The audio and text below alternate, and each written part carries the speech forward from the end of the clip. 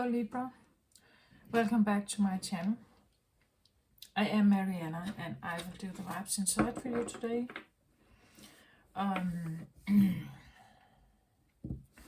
So when I started meditating, I felt like this feeling that I should, well actually it's like the sentence was something like, with the right balance I bring forth this message, right? That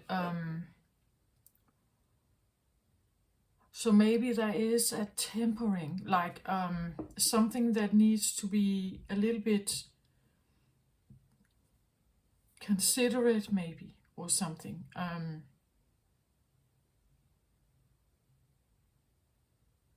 I'm not saying you need to necessarily, but that's the energy. Like that's something that needs to maybe be a little bit, what's that called? Blended, like the blending of something.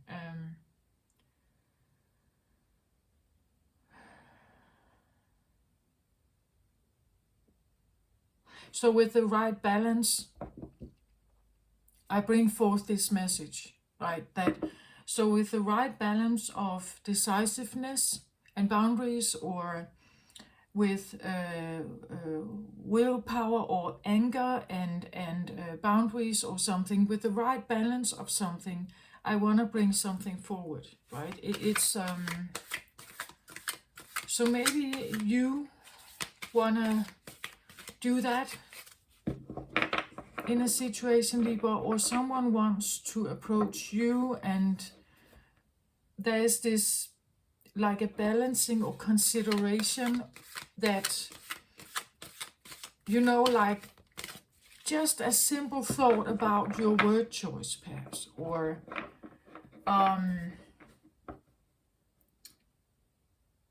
well, maybe it's the amount of times you need to say something, you know, like if you are repeating everything 100 times again and again and again and people are not responding to it, it's probably because either they really don't want to, or there's something wrong with the message, right?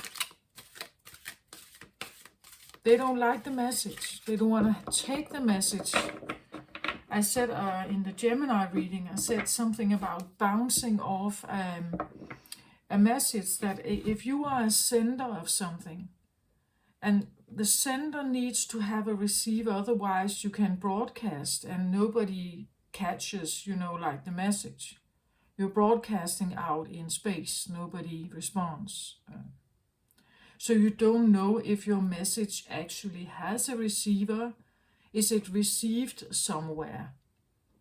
Only if someone actually says, oh, I sent this out, okay, I catch it, then this is the receiver. But if the receiver keeps bouncing it off or bouncing it back to you, you're not really getting anywhere, right, with whatever message you have. I don't know if you're dealing with a Gemini.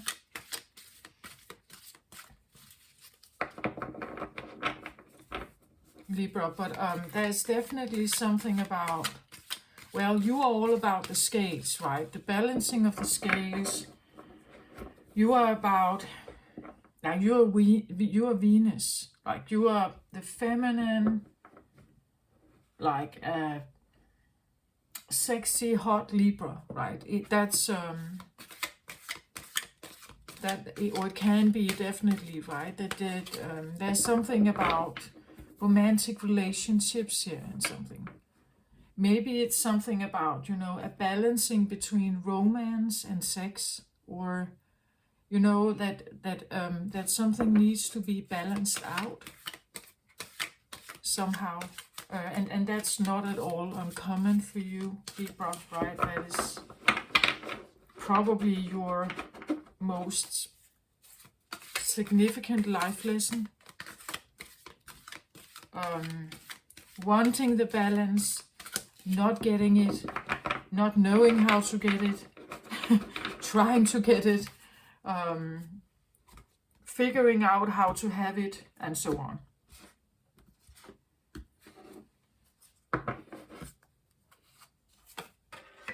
And there is something, because the Justice card in tarot is Libra.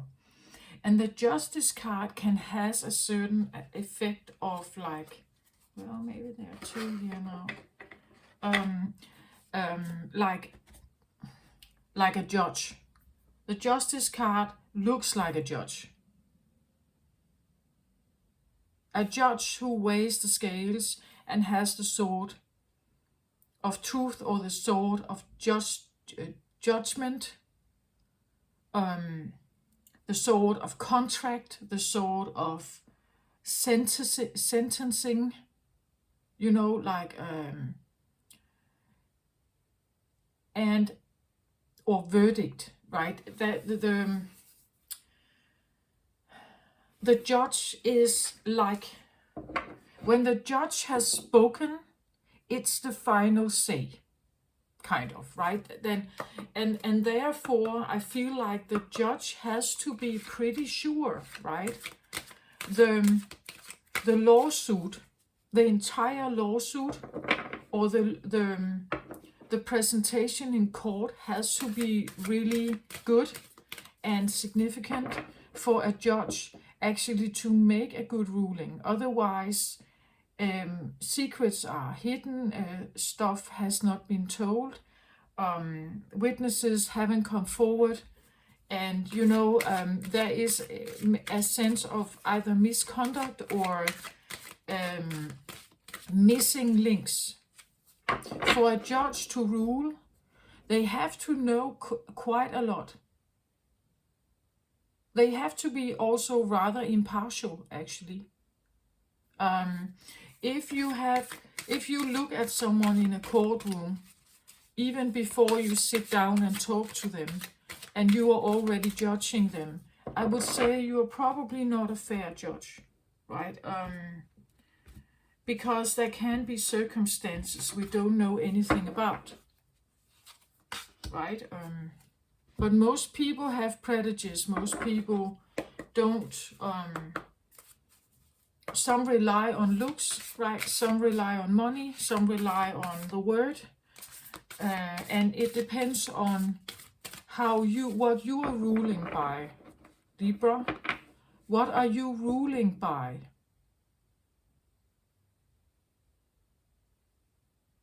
Your emotions, your logical, rational mind, the truth, if there is as such, past experiences, and therefore also, if we say past experiences, your past experiences or a precedent. So how have people been ruling in certain cases like this back in the day, right? There's something about culpa, right? Guilt. Whose guilt is this? What is the offense? Is there a victim? And whose guilt is this? Something about... and if you are pointing at someone and saying this is your fault, you better be sure, right? You better be really, really sure. And therefore, having the truth, the entire truth, everything you can dig up must be of like utmost importance. Otherwise, you're just ruling by, let's say, your own subjective emotions.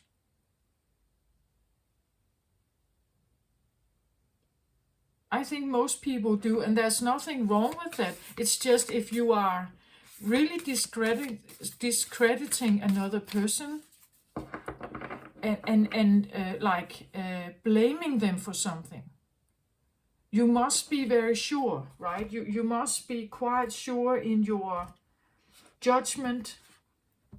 If you judge someone, you must be pretty sure. Especially if you are, let's say you're creating gossip about it or something. So you are trying to influence a bigger mass of people, or something that you could say it's not enough that your subjective attitude towards someone is like is the key factor to your ruling. Maybe you need to have many people who see this and they are agreeing. That could be why we have like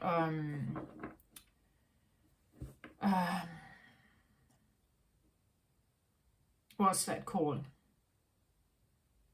Like a jury, right? That we have a jury of certain people who are listening to this presentation in court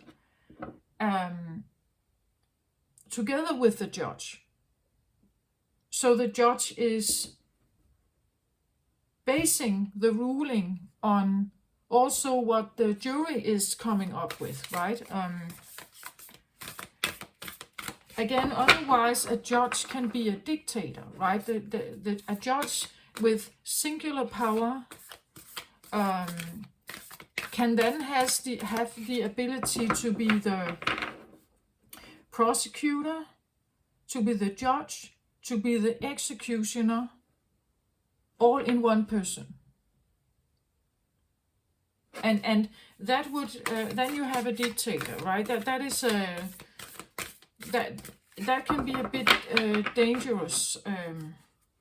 I'm not quite sure why I say this, but I had that feeling in the beginning that there's this, maybe we need to kind of just slow down a bit, or just take a breather and let's have a look at the evidence. Yeah, let's take a breather and have a look at the evidence.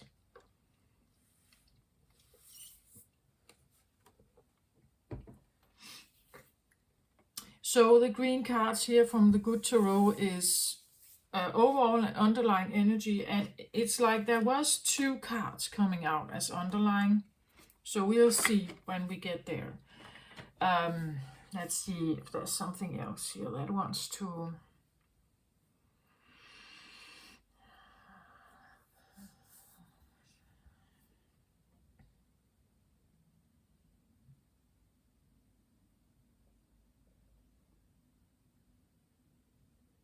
It's just that on one hand, I get this feeling like this is a crystal clear case. So it's obvious that the judgment is like this. But then there is this, maybe we should just, let's look over the evidence again. One more time, right? It's like, is this really so crystal clear?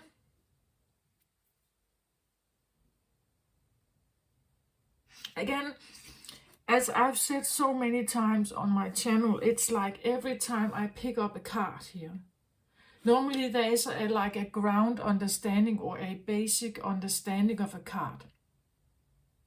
So let's say if I just pick a random one here. So I get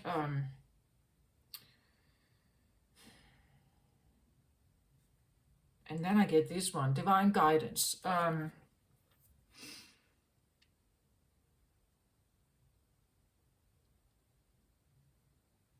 So maybe someone is looking for divine guidance, or they feel that a judgment in a case is because of your intuition. That your intuition has told you and is telling you how to move forward here.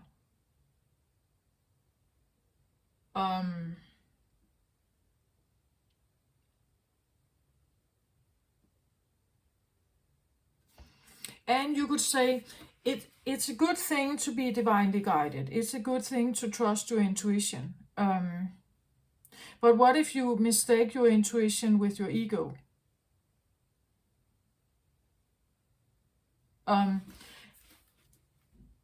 It's like most cards that I have here, and we even talk about divine guidance here. Let's say this could be like a guide around you, like an angel, something that you have been working with? If so, well, we must be sure somehow that this is an energy that we can trust, right? Because it appears maybe in your inner eye as an angel.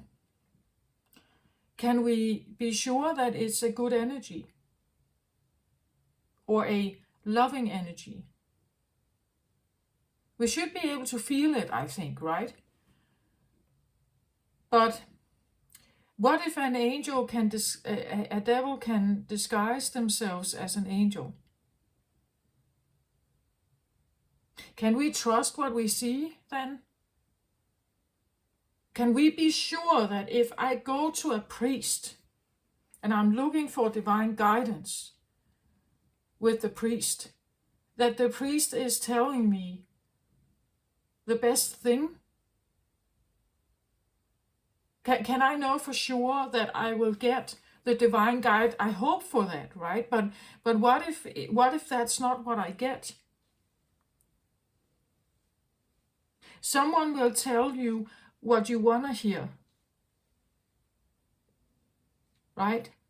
And collect the money, perhaps. Or others, they will tell you something and maybe you feel like you can't use that advice. Or you trust the advice because it comes from a priest, so it must be good and valid. Right? But the point is that for every card, that's how I see it, for every card, there's a flip side. There's a flip side. Or what we call a shadow or something, that potentially with everything you're good, even with the best intentions, you're doing something with the best intentions. If the person that you are trying to help is not ready to get help, or they don't want your help, they want to do this on their own, they want to be self-sufficient, or they feel like it's an invasion of their privacy, then you're not helping at all, are you? It's like, even with the best intentions, and you think you're standing on the good side, the good side is maybe good in certain circumstances for certain people, and maybe it's bad in other situations for other people. And then again, if you are the one who feels like you should judge over a situation, be pretty sure that you take your subjective meaning out of the picture. Otherwise, you cannot ever be able to make any kind of decision that is based on anything else but your own emotions. And of course, you have a choice. You can do that, of course. It's just not like then you are just not embarking or embracing like a divine truth, that what you sit in and what you sit with is just your own personal experience. It's not a divine truth.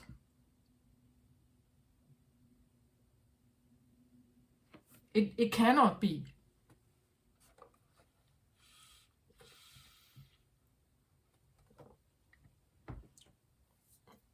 If you listen to my story here and you don't like what I do, you probably click off, right? And that's fine. That's fine. Then you've made a judgment of what I've done. You don't like what I do, right? So you put your emotions into it, and your logic or something into it, and no, I don't like what you do, so I click off. But if you do like what I do, if it does resonate somehow, if you feel like you can follow or your logic is similar, then you may stay. Right, so it depends on the person or the receiver of something. Or even if that you are the receiver of someone else's like message.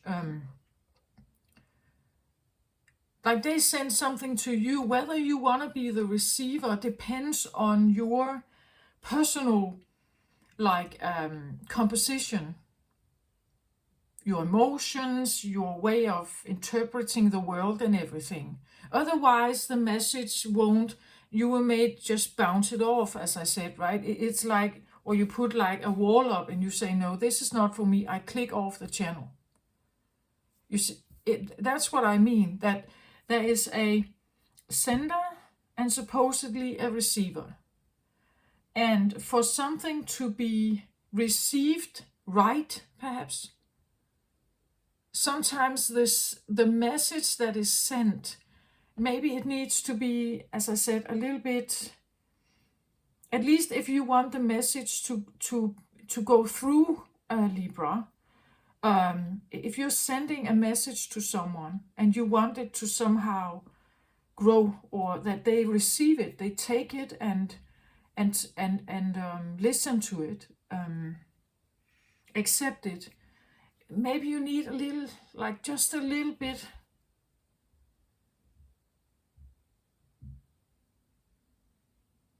just a little bit of balancing, or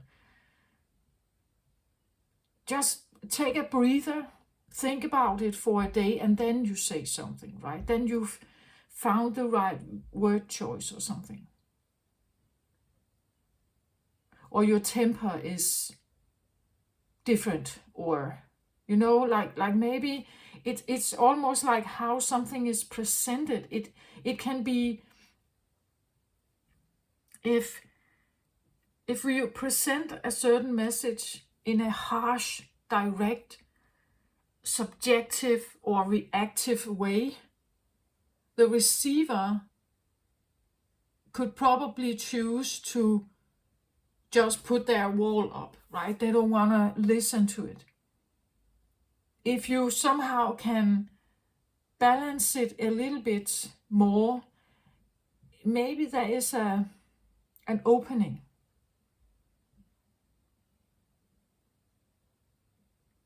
So there could be something about divine timing here, pace, word choice, thinking things over, your temper. Like, are you calm and collected when you say this? Or are you angry or something?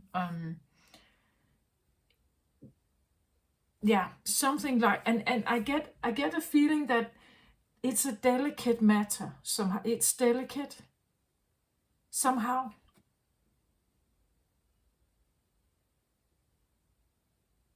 And if it's delicate, it needs maybe even more balancing, right? It needs a little bit, at least if you want some kind of change or opening or receptivity, like on the other side. Or you could request this, right? That you don't want to, if people come towards you and they are angry and reactive, and they point fingers and something like that, you may be the one that puts your walls up and say, get out, right? So you may be the one that's actually saying, you can't talk to me like that, right? You can't talk to me like that. And in that message, you are asking them to temper something. So like, just slow down, right? And like, if you come to me like this, come towards me like that, I will just shove you off or bounce you off, right? Okay, let's have a look here. Overall energy, 9 of Earth. This is interesting. 9 of Earth, I would see this as usually it's like the happy single card. Someone very content and very like I want to say happy where they are, I feel like. This is called the happy single card. Like they feel quite content and quite happy with what they're doing. There is a sense of a balance, even if it's called a 9, or at least there is a feeling that it's coming, right? There's this feeling, and maybe like a hope. I'm not a fan of hoping, but I'd rather expect than I would hope something. There is, yeah, that's what I feel like. This is a happy single card, and there is this feeling or expectance of a little more. The 10 is where you have balance in your life. You have, because 9, we may see that 9 could feel like an imbalance. Then you have 4 on one side and 5 on the other. Like one scale has 4 and one has 5. That's not a balance. But there is this one. I don't know. It feels a little bit. She could be sitting in prayer, praying for something. But just otherwise, I want to say, I feel she's expecting. Like she's expecting the 10th pentacle as well. She sits in a vibrational state of being quite content with life, content with her circumstances, or his, but I think it's a her. And she's content with her circumstances, maybe her work, her life, maybe the house or the place where she lives. And I say a single card. Maybe she's living alone here.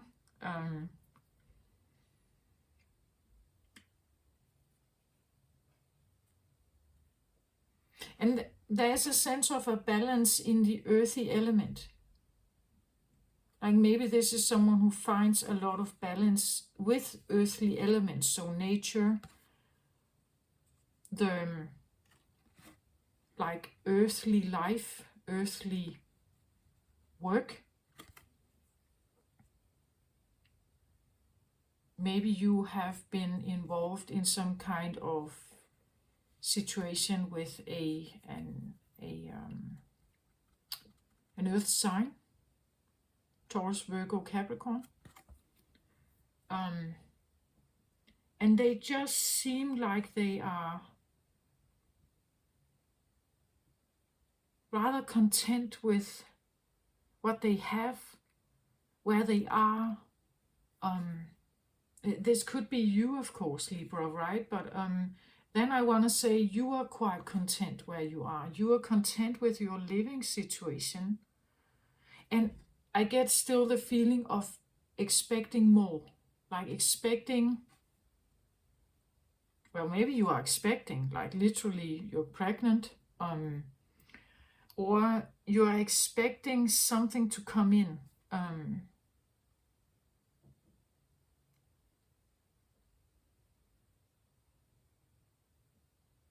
But with this, there's also a sense of like a calm. There could be the feeling of being quite safe here, right? Being safe. So feeling maybe like financially safe, physically, mentally, spiritually safe. There could be a calm here. Maybe also a gratitude, like I have come to a place of actually feeling really good, right?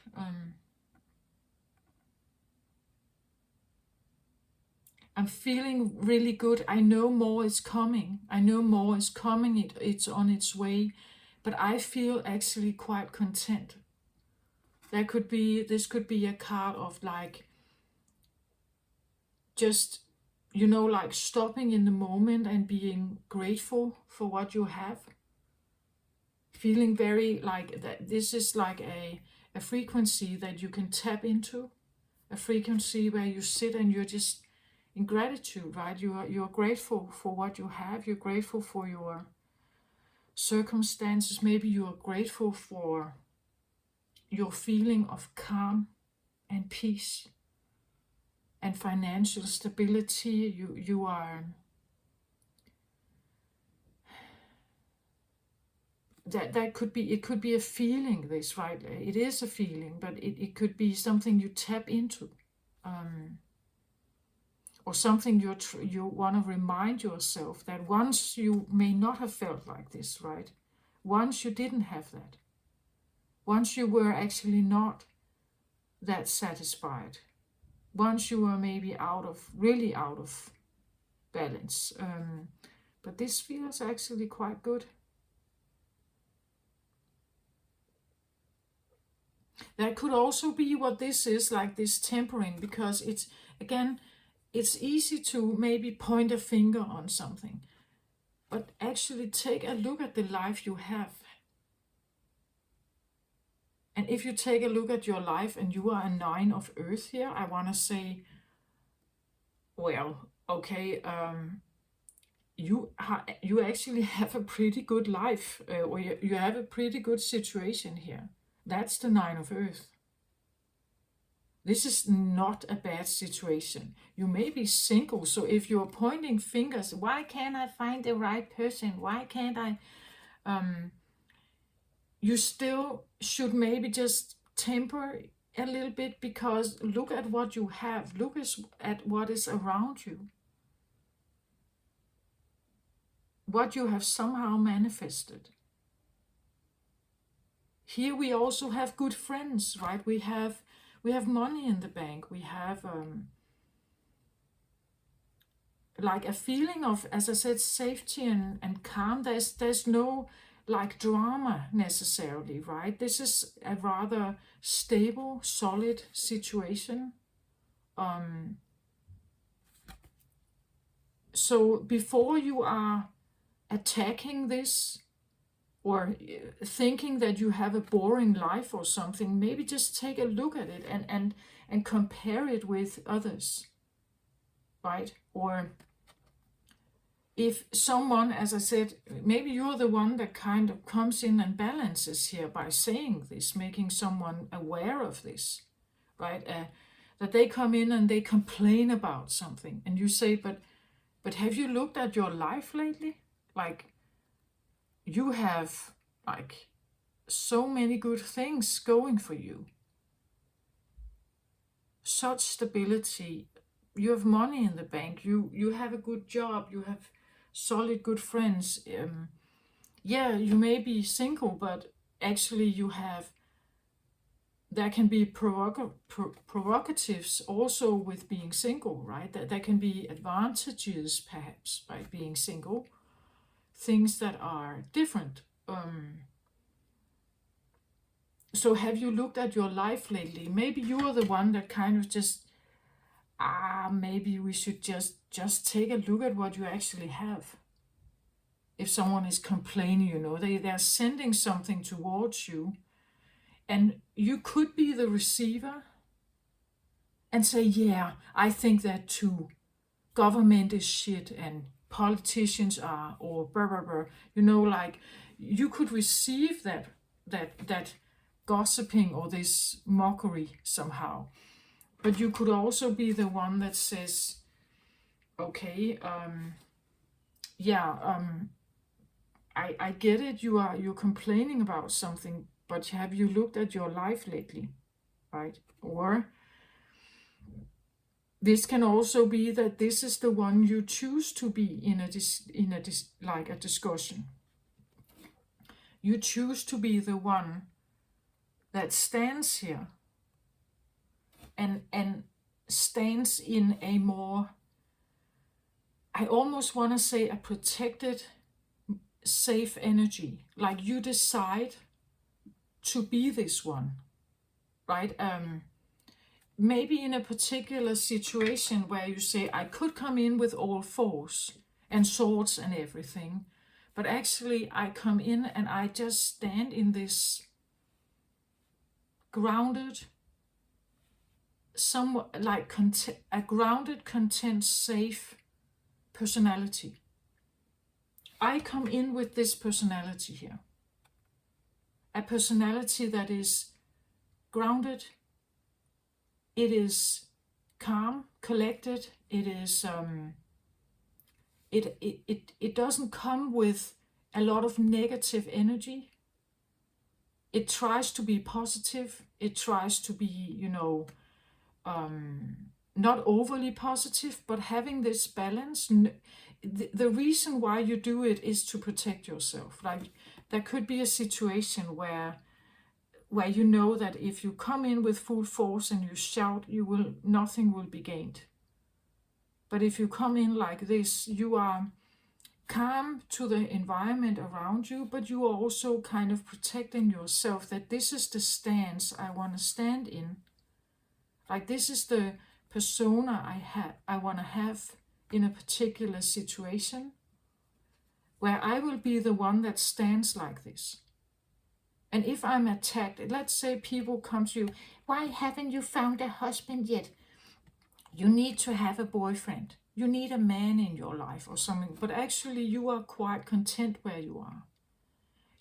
This is perhaps almost like a decision. Like, I have decided that no matter whom I meet, or if I have bickering parents or something, I decide that when I come and see them, I will be this one. And nothing can break this. Like, I have decided that this is my life. So like, I have decided to have like a smooth surface here. And when you send something towards me, I just bounce it off, right? I don't want it. I'm bouncing it off, or it's not going to disturb my peace, you could say. It's not going to change my boundaries. It's not going to like change anything. And this can of course be you, Libra. It can be someone you're dealing with, right? Maybe they stand in this. Maybe they have this very you could say calm, collected, and a solid kind of boundary around them. And they seem content and happy and balanced where they are. And maybe this is like really nagging you. I don't know, right? Sometimes I think that if people have they have like some kind of message that they really want to get across, to meet someone like this is really annoying, right? Because they kind of just stand in their own, like they're solid somehow, right? They're not necessarily unpleasant, but they stay, you could say, on their part of the training court, right? They stay on their part. They keep just staying there. They are not bouncing in like on your side of the net, where you may try to bounce in on their side of the net, and they are just kind of bouncing it off right back to you. Sometimes I think that if you have very persuasive people that want to persuade you to do something or be something, if you can have this energy, I think it can really, piss them off. Like, really, it's annoying if you feel like you have an important message. Like, you have to understand, this is vital, you have to understand this, and they're just kind of, okay. They're not really impressed. They are not necessarily bouncing or changing anything. They just, okay, well, at least it's important to you. I can hear that, right? But they stay in this it's not like it's a total harsh titanium wall. They are kind, like they are not in that way like harsh or like the Queen of Swords. This is a calmer, more collected, I feel like actually quite balanced energy. They are happy where they are, and they don't see any reason for changing that. So even though you come in with all your persuasive ideas or your judgments or something, they don't really, they don't take it. Like they're not, it's like they're bullyproof, right? This one. They're happy and content where they are. Like they, at least I want to say towards you, or you are towards someone. If you embrace this energy, it's like whatever tries to want to come through can't really. The only one who can change that is this person. So it's a one-way street. They sit with the power, you could say. And maybe that's, if you are sitting in front of someone like this, I want to say, if you have a very important message that you really want to get through, like you want them to somehow understand or just open a little bit to it, you need to be the one who needs to figure out how to come in with that message. And you also have to consider why it is that you per se wants them to change, or you want them to have this message. If they seemingly are in this space, why do you want to change it?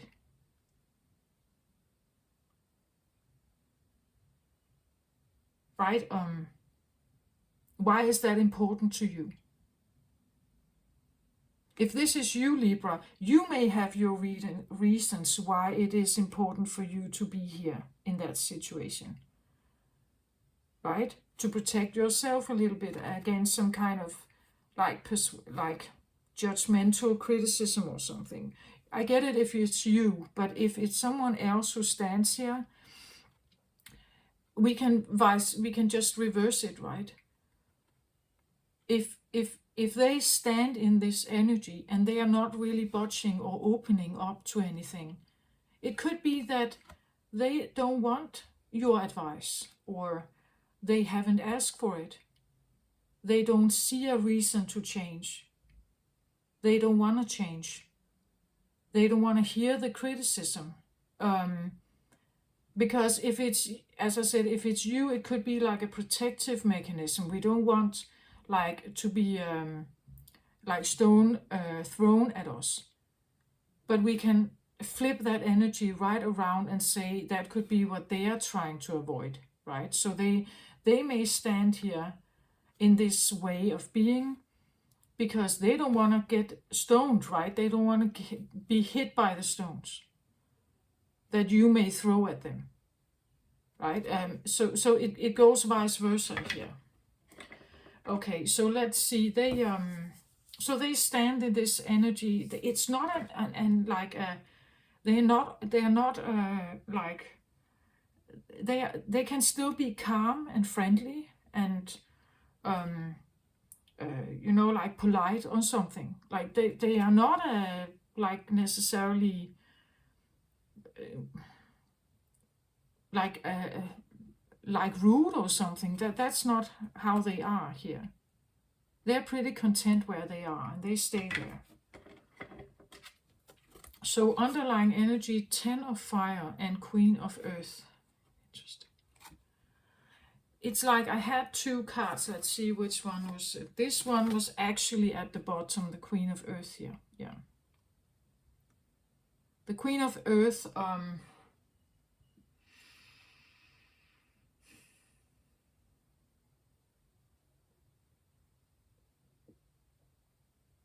I want to say, and this is like a supporting energy, right? A supporting energy.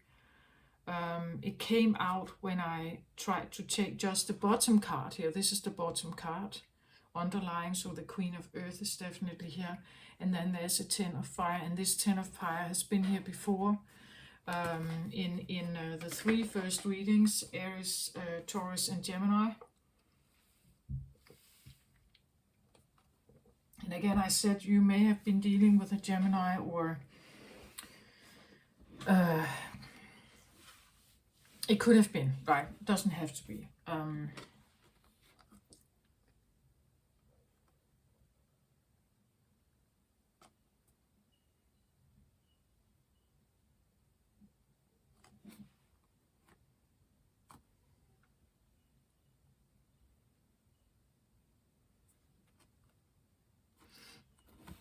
So underlying energy, I see this like a driver, you know, like something that comes from deep within you, that kind of pushes, maybe slowly but surely pushes, you know, like a movement forward.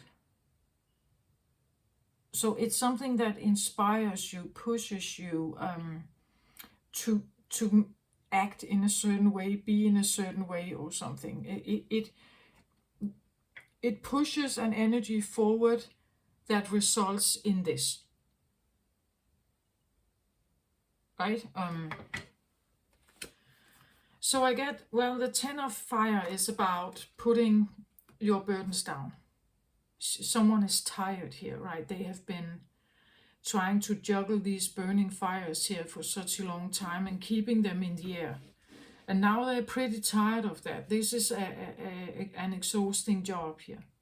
And you can burn yourself, you see, like, so this can also be like, they are fed up with something here. Ten of Fire this is where you come to the end. Like you have actually, or you are just about to put your burdens down, the wands down. This is where you don't want to carry them anymore. You don't want to have them. You don't want to. You don't want them to be part of your life. It's too exhausting here to do this, and therefore you have now come to the conclusion that you're putting them down. Right? It's no longer possible for you to carry them. You're too exhausted, too tired here. That's the 10. So you could be in that process of letting go and putting them down, or you have done it. You're done fighting. This could also be like, I'm done fighting. Fire energy is wands, and wands energy can be fighting, arguing, having conflicts. I'm done. This can also be, let's say, because I said this is the happy single card. Perhaps this is, I'm done having affairs, right? I'm done having like passionate affairs. I just want, or I'm done getting myself involved in like passionate or sexual relationships here. I want to be on my own, right? I'm done with the fighting in relationships, perhaps. I'm done with that. I don't want that. I want to be the Queen of Earth here. I want something calm, something reliable, something trustworthy, something that is peaceful, harmonious. You could say maybe you also want something that is growing, like where the fire can burn something down. Maybe you want flowers, right? Maybe you want to nurture something to grow. So maybe you want to put seeds in the ground and you want to see it grow. And maybe you have done that already. Like a part of you wants really to mature here, mature into the Queen of Earth energy. So the Nine of Earth can also be, we say that the Seven of Pentacles, you put the seed in the ground. The Eight of Pentacles, you see an outcome of it.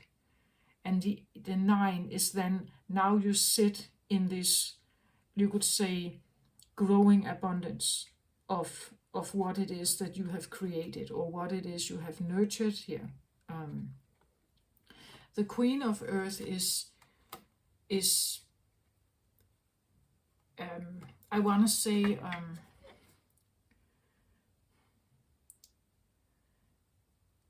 usually she's quite a catch, right? She's a catch in many ways, but she has her shit together. Like she is orderly. Earth element is orderly in one way or another. There is like she can be a good planner. This one, a wise planner. She is. She knows how to make the steps towards the things that she wants. She can be alone. This one, right? She can be a successful businesswoman, this one also. And maybe that's what you are trying to grow. Like I said, this was actually the bottom card, the underlying energy, the bottom card. So there could be this wish to be able to take care of yourself and creating, you could say, maybe more financial stability in your life. You don't want the struggle, right? You don't want the burdens here. You want the burdens to stop, so you're growing a Queen of Earth here. And for a time being, maybe you're choosing, again, the single life. Sometimes it's because you're choosing this because that's a way of really focusing on you, right? That you put your attention on you and what it is you are about to create here, what it is you are trying to build for yourself here.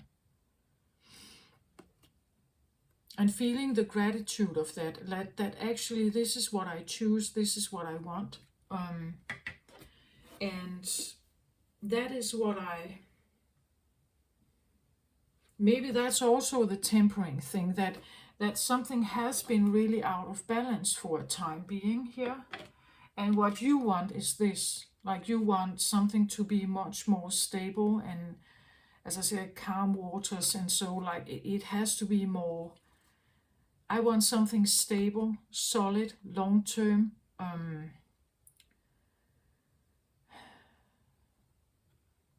I want to maybe also be in charge of it. Like I want to own it. Or create it, build it, or something here. And in that way, she takes back some kind of power, right? It's a way of taking back power. To hold the earth element means also money. Second house, Taurus energy. Money, education, job. The ability to stabilize finances and having that kind of security. I'm quite sure financial struggle is one of, at least one way where people feel quite unsafe. Like, but when the money comes in, and you know that there's a solid flow, then it gives you a more stronger feeling of safety. And knowing that you have created that on your own, somehow that feels like maybe a triumph, or like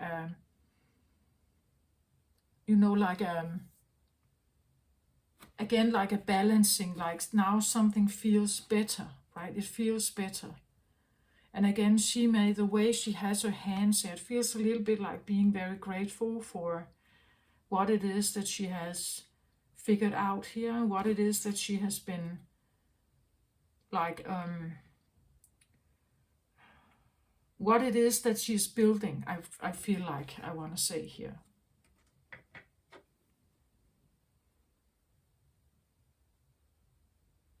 And there's definitely an energy of something that wants to end, like burdens somehow have to be over, right? That feeling the burdens or the fire here, like in your tails, right? That feels very unsafe and very exhausting, stressful perhaps, and it's like you want it to be much more calm and peaceful, solid and strong and reliable.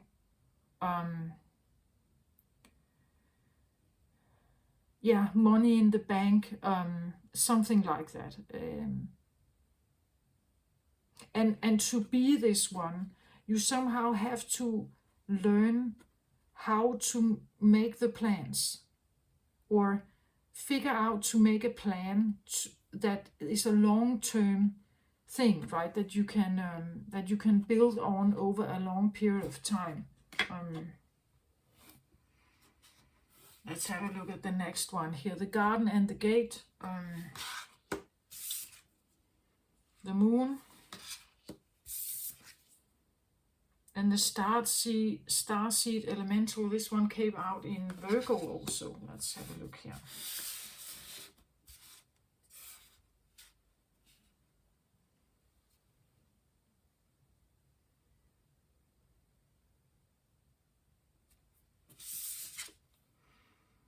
So the garden and the gate.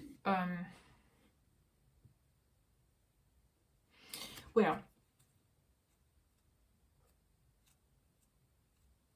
the interesting thing with the garden and the gate is that inside the garden where she stands here, there's actually a lot of flowers and stuff going on here. But she looks outside it, and the gate is closed here. She looks outside it. This can be the feeling, I know what I have, I don't know what I can get, right? So if I get out of the garden, I open the gate here and I go out here in the big wilderness of the world. How safe can I be there, right? How safe can I be out there? Because I have all this flourish thing going on here. That is actually quite abundant and colorful and fine. And she kind of stands here. That's what I feel like this card, right? That there's someone here who's they're quite grateful for what they have, where they are. They can see the beauty. They can see the abundance. They can see the something abundant here. Right? Sometimes people, the 9 of Earth can be very different for different people. Right? Sometimes just a little money feels like 9 of Earth. It depends on your circumstances. And some think that it takes $5 million before I have 9 of Pentacles feeling here. But it depends on who you are and where you come from, right? So no matter what, it feels like she is standing in here and there's actually quite a good feeling here. She is, though, looking out there. But again, she may wonder, is it worth it? Is it worth it to go out there? Because I know what I have, I don't know what I get. I don't know what I could have if I go out there. And I don't want to be overburdened here. I need something to be long term. I need something to be solid and dependable to sustain myself, especially if you're single here, right? To sustain yourself or your family, your children. I don't want something that is overly burdensome here. I want it to be calm and solid and stable and long term and something I can trust, right? I want something that I can trust. And maybe she's not quite sure whether she can trust outside of the gate. So going outside of the gate here is it may come with a sense of fear, perhaps here, the moon energy.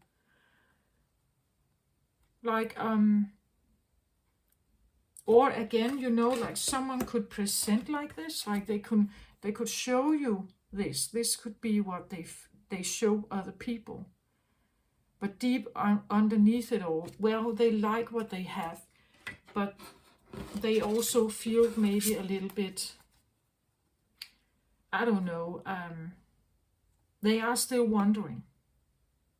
Or they are longing, they long for something here. Maybe the moon can be about secrets, right?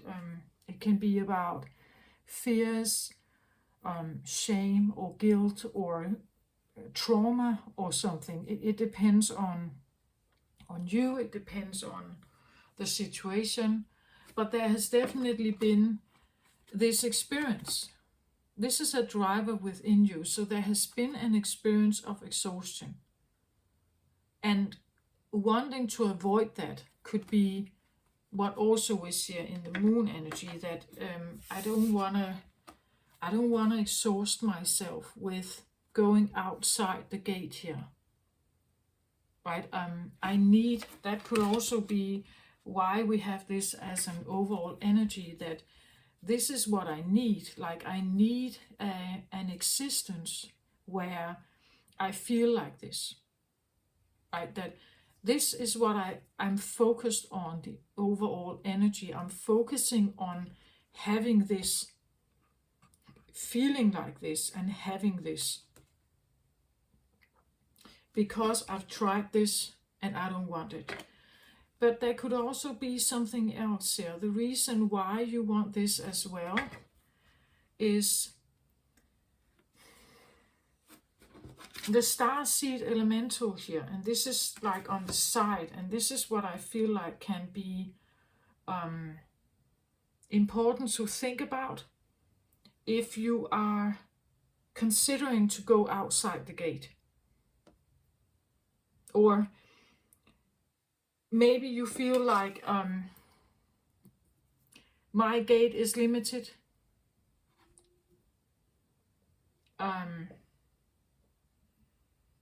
And I wonder what I could find on the other side. But if you go out here, you have to be the fool, right? You have to, if you go out here, and you close the door here, and you may not be able to return to this garden, right? Then you are the fool energy, and you have to trust in your own ability to go out there and manifest the new things that you want. You have to be quite solid in that. You want to avoid any kind of exhausting work, perhaps. Because this could be a depletion of life force energy, the fire here, when we have a 10. A depletion of life force energy, and by all means, maybe you want to just, you don't want that, right? So you are considering how can I have a pretty good life here, a pretty good stable life, and at the same time, so to avoid that anything comes, the moon can be disaster, right? That chaos and disaster and problem or defeat or something, that you are trying to avoid being defeated or being exhausted again, or you have fears here. So staying here in the lane, staying in the lane here, keeping to this inside the gate. I know what I have, I don't know what I get, and I want to be solid. It's very important here. It's actually interesting how earthy this is for you, Libra.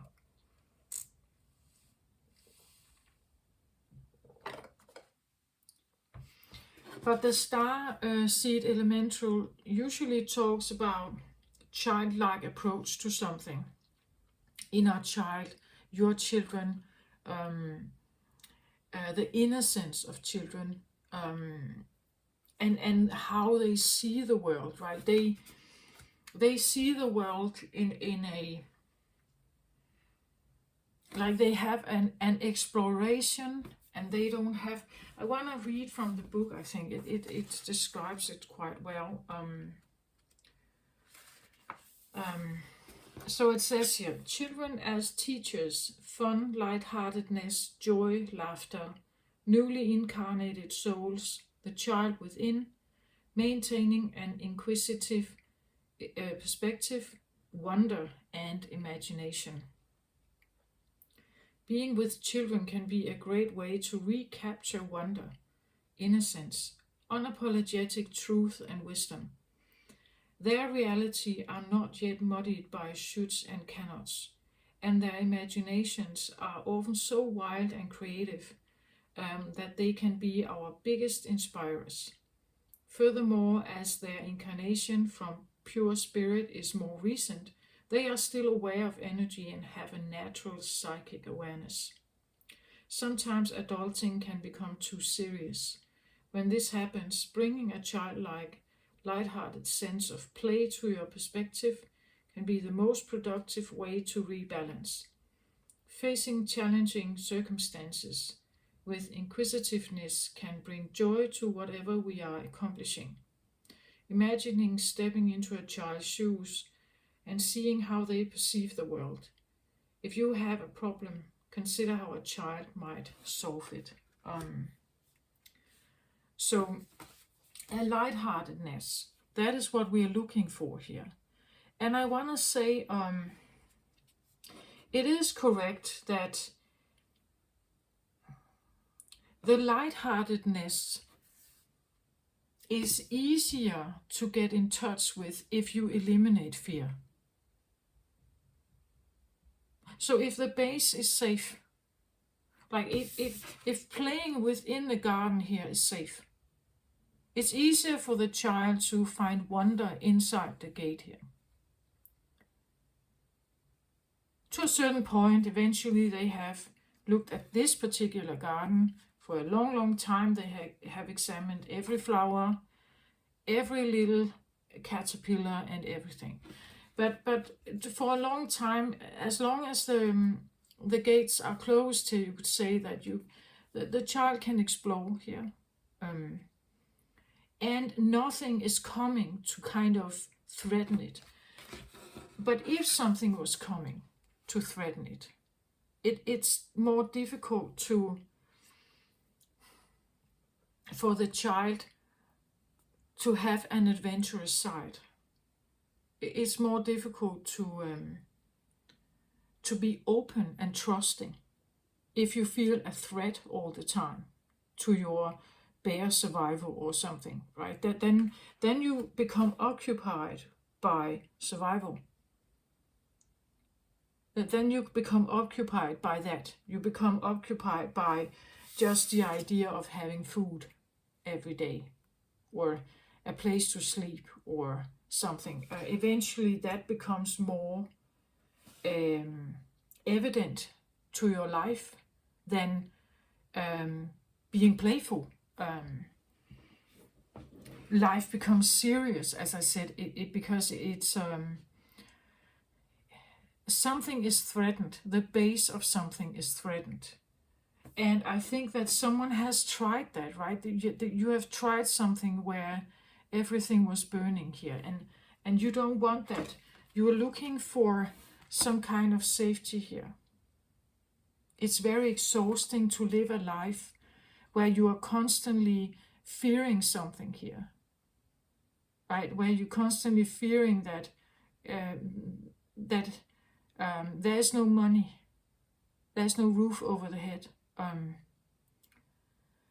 or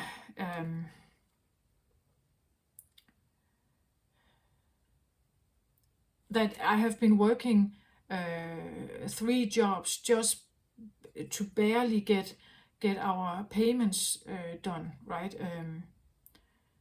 And you're seeking a different kind of life. You want a life where it should be more stable. It should be more, especially if you have children, perhaps, right?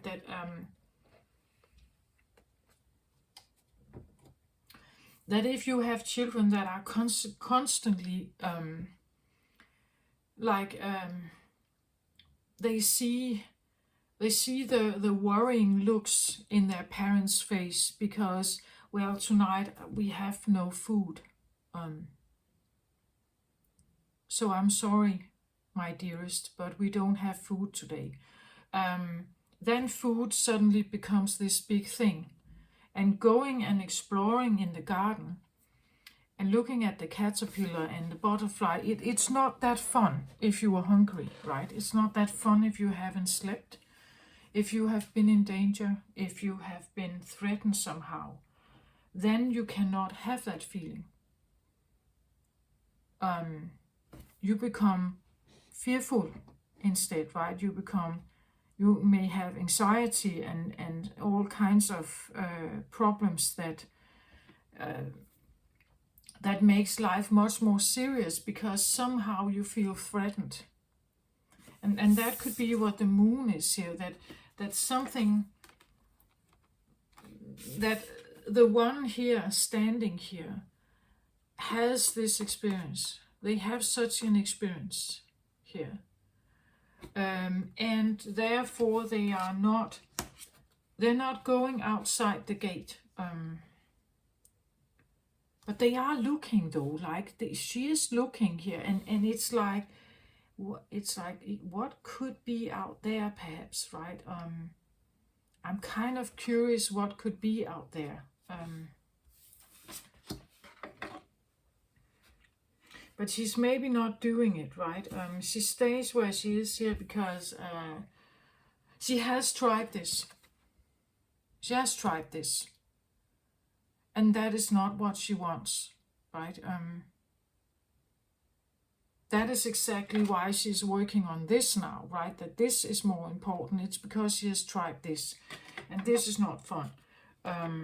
And again, because it's not fun, it makes life serious. And when it's very when everything is very serious, then it's not that easy to be lighthearted and positive and laugh and have joy and fun and see the more easier stuff of life.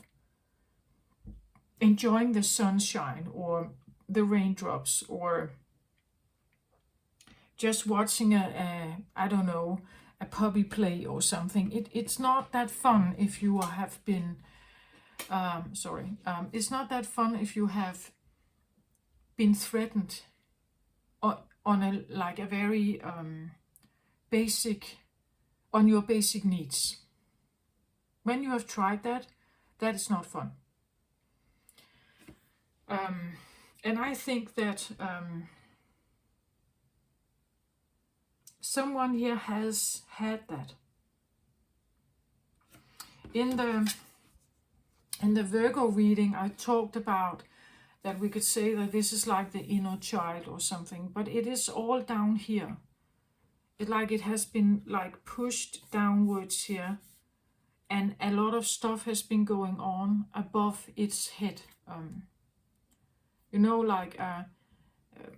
The lightheartedness of a child and the joy and something, it has been pushed in the background, you could say, because you had to deal with, you could say, the flames here, perhaps, right? You had to deal with the flames here before you could actually get to the joy, right? Or let's say you were someone who always got told that you have to do your work and your chores before you can play, right? Then eventually the chores and or the domestic tasks somehow it got to fill up your entire life and your homework from school and something, and you never got to be the playful child, right? Because all of this up here was kind of filling your day. It became the clouded, muddy things you had to deal with. Finding a place to sleep, getting food on the table, preparing dinner, washing clothes, whatever, doing your homework. So eventually the playful child got like pushed further and further and further down your, you could say, on the list, or on the priority list, right? The priority list, the light-hearted, joyful little child is down here. And this one cannot come forward unless there is a sense of like peace in the situation you're in, the calm, a safety, a feeling of solid structure, boundaries, and also I want to say like a feeling of like deep contentment, right? That I'm deeply content and grateful for where I am, and I don't wish for anything else. Like I don't feel like I need a lot else, right? I am already in a good place here. Because when you're telling yourself, your brain, your body, that I am already in a good place, your body may start to relax. You know you are in a 9 of Earth is a good place to be in here. You know you are. And when you're telling yourself, you're telling your body, eventually this one has time to come up to the surface again, because all of this stuff here is no longer like firefighting and something. There is a different balance here, a different calm, maybe a different planning that makes everything much more easy and and it doesn't feel like it doesn't feel like such a turmoil, right? It doesn't feel like such a drama. Maybe just putting something into like a calendar or a system makes everything so much more easy, right? And that makes this one like come to the surface again. That this is needed for this to be, you could say, cultivated again, or reminded of. That some of the flames here, or the muddy stuff of the adult life, the seriousness here, it needs to be, you could say, taken away so that this one can come to the surface again. Or let's say that this is your child, that you have a child, but you are too occupied with, as I said, domestic chores, that you barely have time to sit with them and laugh with them and read a book, or go to the cinema, or take a roller coaster ride with them, or look at a comedy together or something. You don't have time to engage with an energy like this, which can be very positive and lighthearted and joyful and adventurous, I want to say also.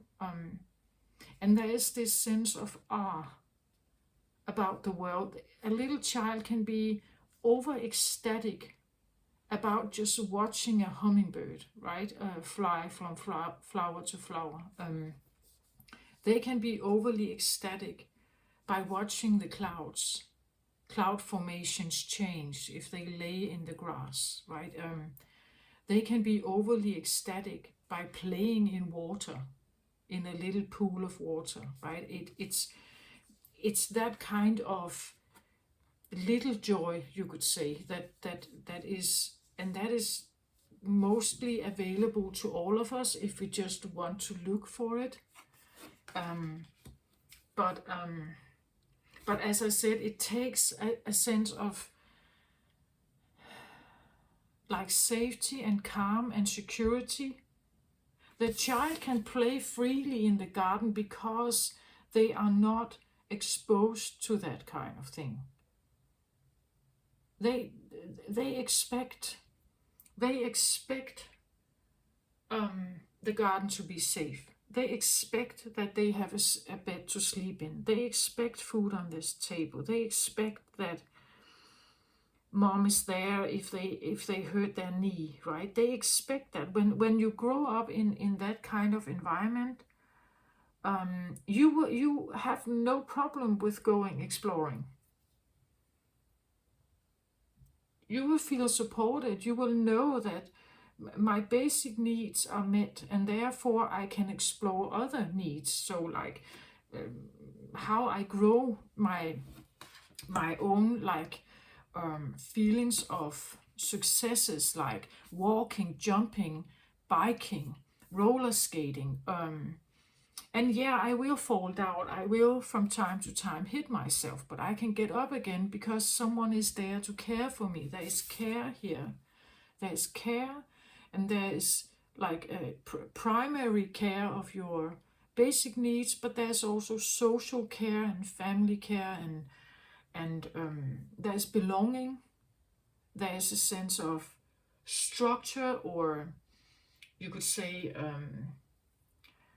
like, you know, like you don't have a new home every week, right? It's like there is some kind of consistency here. And that's exactly what she's occupied with here, right? She's occupied with that. Something solid, reliable, something consistent. And when she encounters it, it gives her such a feeling of relief and calm, and that's what I feel like this one wants to come forward, because it's needed somehow. If at least if you want to cultivate something more joyful in your life, something more awe and adventure lust or adventure desire about life, finding joy in the little things, right? That you can truly utterly enjoy a rose, right? And just sit and watch it, or watch a rainbow drop, just roll over the leaves, right? And be amazed by how nature works, and or whatever. I don't know, but I believe that the imagination of children, when they are in this process of seeing how everything in this garden works together, how everything is somehow, I feel like, related, right?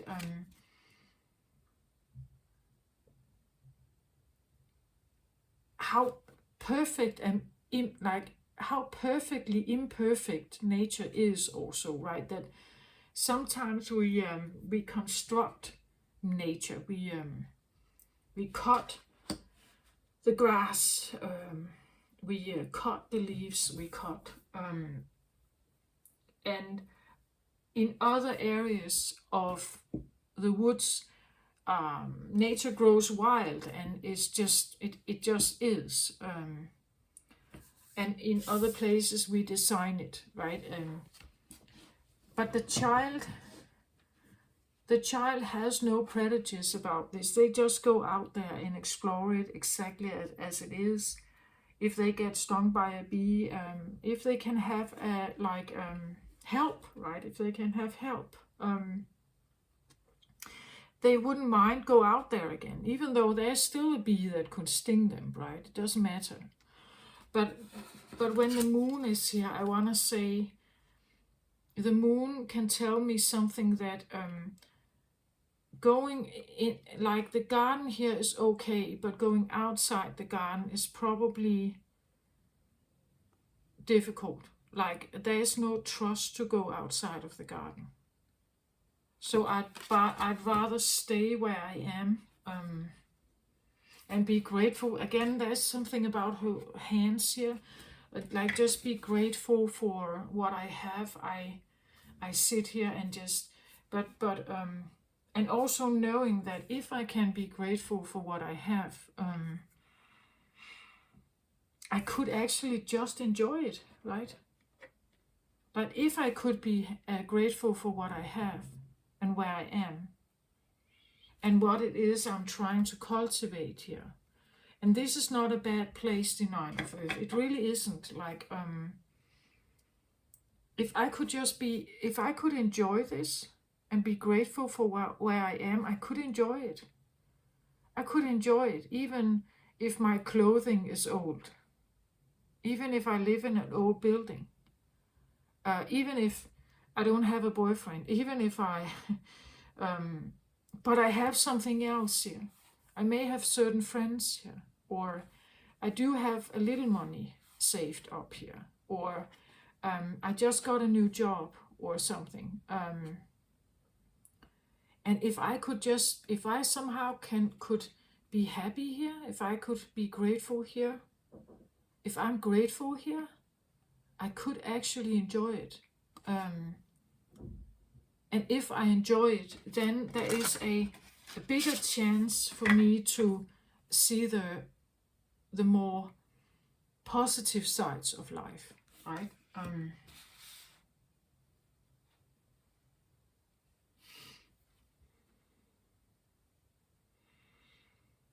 I want a card on the Nine of Earth here. I feel like it should be this one. Okay, definitely interesting. Because this one says the sacrifice, and it's to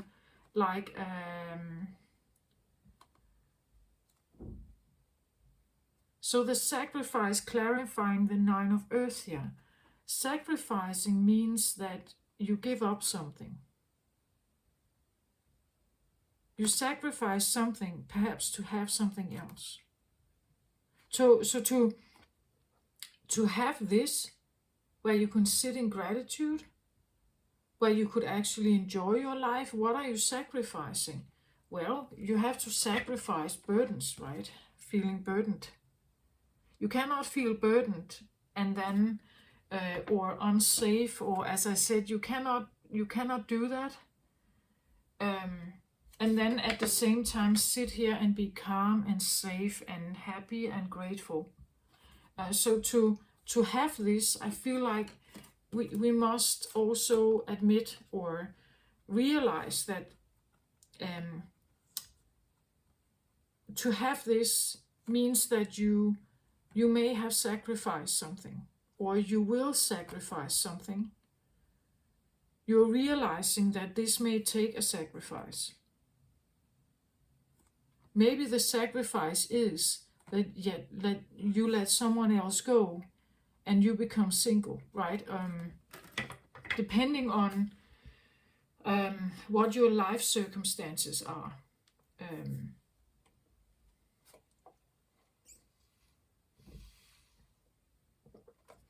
But she's giving something up here.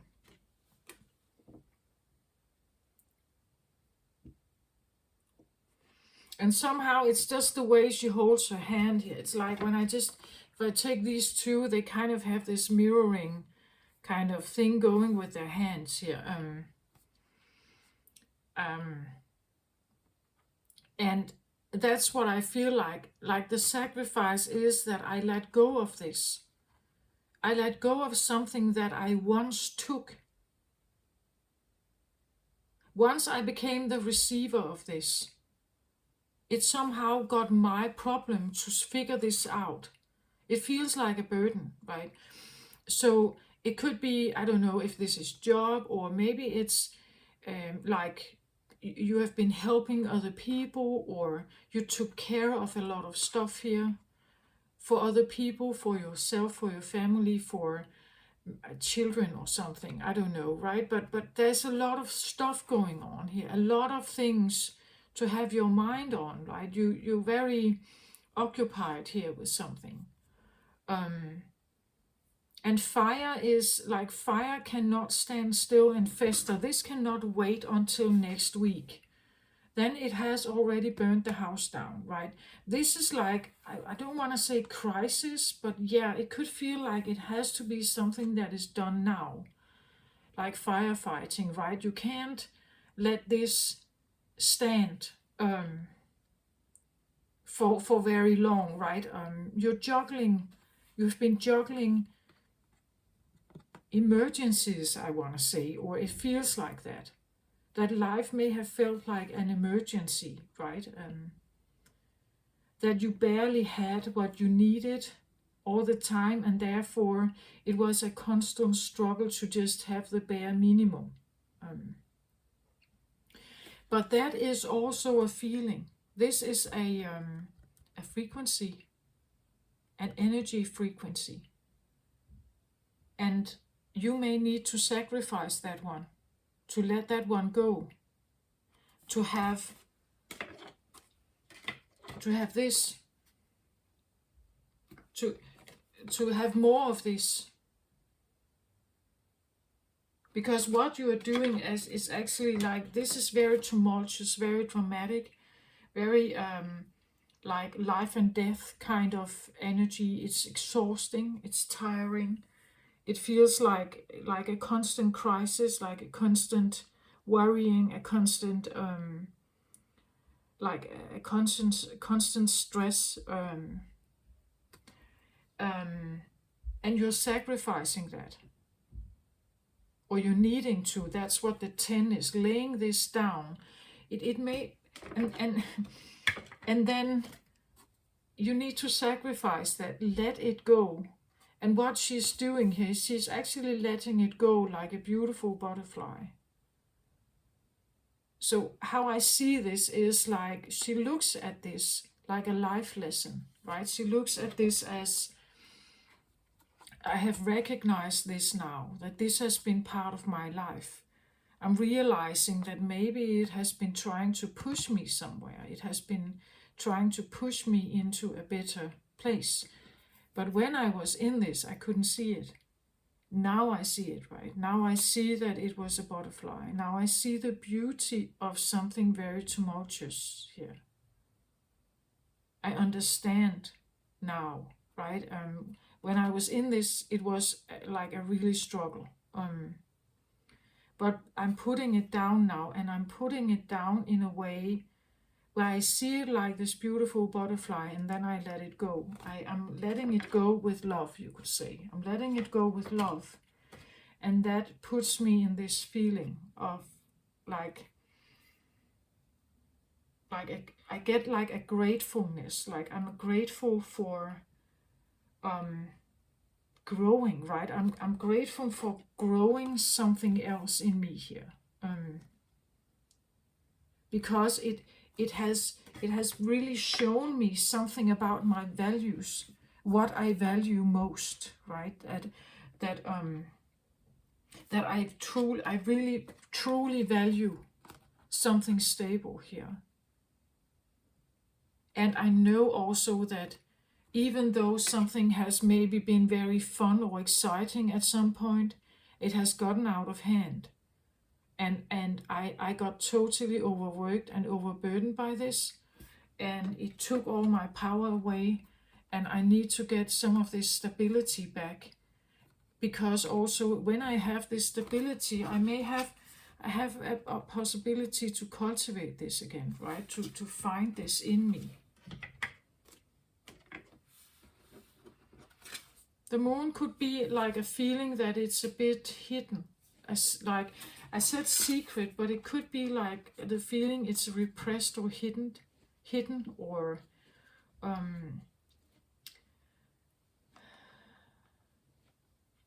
that you're trying to find something that has been lost, maybe, or that feels like it's forgotten almost, or hidden, something like that. The moon is the moon is ruled by, or the Cancer is ruled by the moon. So this could be a Cancer card. The moon is the Cancer energy is the 4th house, which talks about the like home. So there could be something about, well, maybe unstable home, right? An unstable home could give you a reluctancy to go out and seek new. But maybe you have been out there. Like, again, maybe you have been out there, right? And what you found was this. So now you have maybe an even more gratitude for coming back home, right? To returning home is actually maybe feels better. Or at least it feels better for now, right? I don't know if this is going to be forever, because I think if this comes to the surface, and you are somehow playing with this energy, you get to know this again, or you feel more alive again. Maybe you choose to change the status here. Maybe you choose something else. But I think for now it seems like it's probably something you need to kind of balance something again here. That it's like you need this. That this playfulness, that life may have been very serious for a long time, and you need a little more lightheartedness here to come in.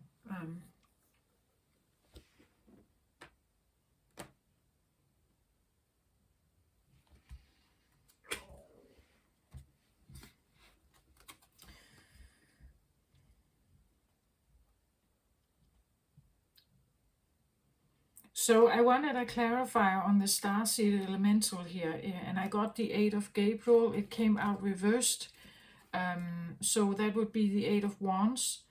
It says here a great deal of activity, sudden and immediate results, and important communication. I want to say that 8 of Wands is typically something like quick back and forth communication, you could say like text messages, or like easy and flowing communication back and forth and back and forth and back and forth. But it came out reversed here, and that tells me that having access to this is not easy for you, right? It hasn't been easy to have this access, that you rarely have been in touch with this. You rarely are in touch with something here.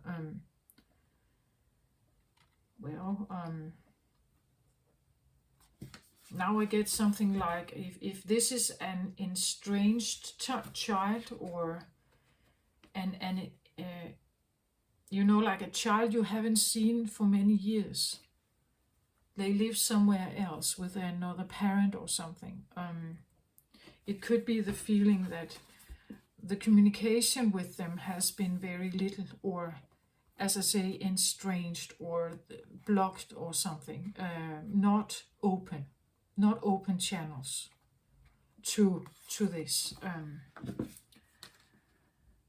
But and that's why you want this, right? That it's like you may know it, or you may know that there's something missing, that something needs to. I need to somehow figure out how to get back in touch with this again, right? I like feeling a disconnect somehow. And in order to have that, I need to have my shit together, right? I need to have like an orderly, good existence somehow, so that I'm not worried about the basic things, right? I'm not worried about the basic things, because the basic things are taken care of, right? It works out, it's done. Then I can look at this. When I know the bills are paid and there's food on the table and everybody is safe and everything, then I may even have money now to have fun. Like maybe further down the road, maybe it was literally every penny went to food or to some kind of shelter, right? Now you may have like a different income here. You may feel that I can actually go and do something fun, right? We can go, as I said, to have a roller coaster. We can go to the amusement park. I can go to the comedy session, or I can go to the theater, or I can go climbing a mountain if I want. If you feel like you get in touch with like the free inner child that is playful and imaginary, maybe you are sitting and drawing or painting or something. Maybe you have time for that, right? Again, someone quite I get a very calm feeling from this card. Like she's very I get calm and in her element, whatever that means, but in her element. And because she is in her element, it could be nature, that nature is your element here, or someone's element. And because she's in her element, and she may be quite calm and grateful or happy just to be there.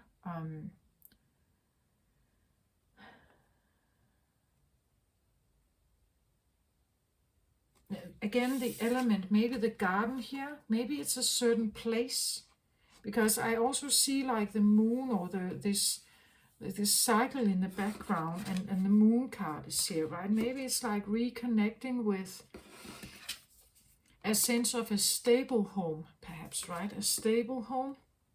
I said that the Nine of Pentacles, that there's more to come. It's like she knows. It's like there is like the stable home is here, right? It's like she may be imagining it or thinking it. Like she's trying to manifest it. Like she sits in gratitude that this is already here, right? That I am in this element, in this beautiful element.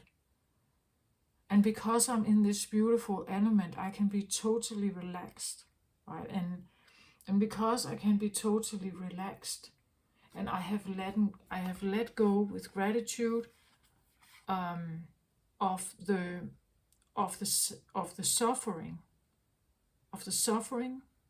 with gratitude here. I let that go. I can now sit in like a more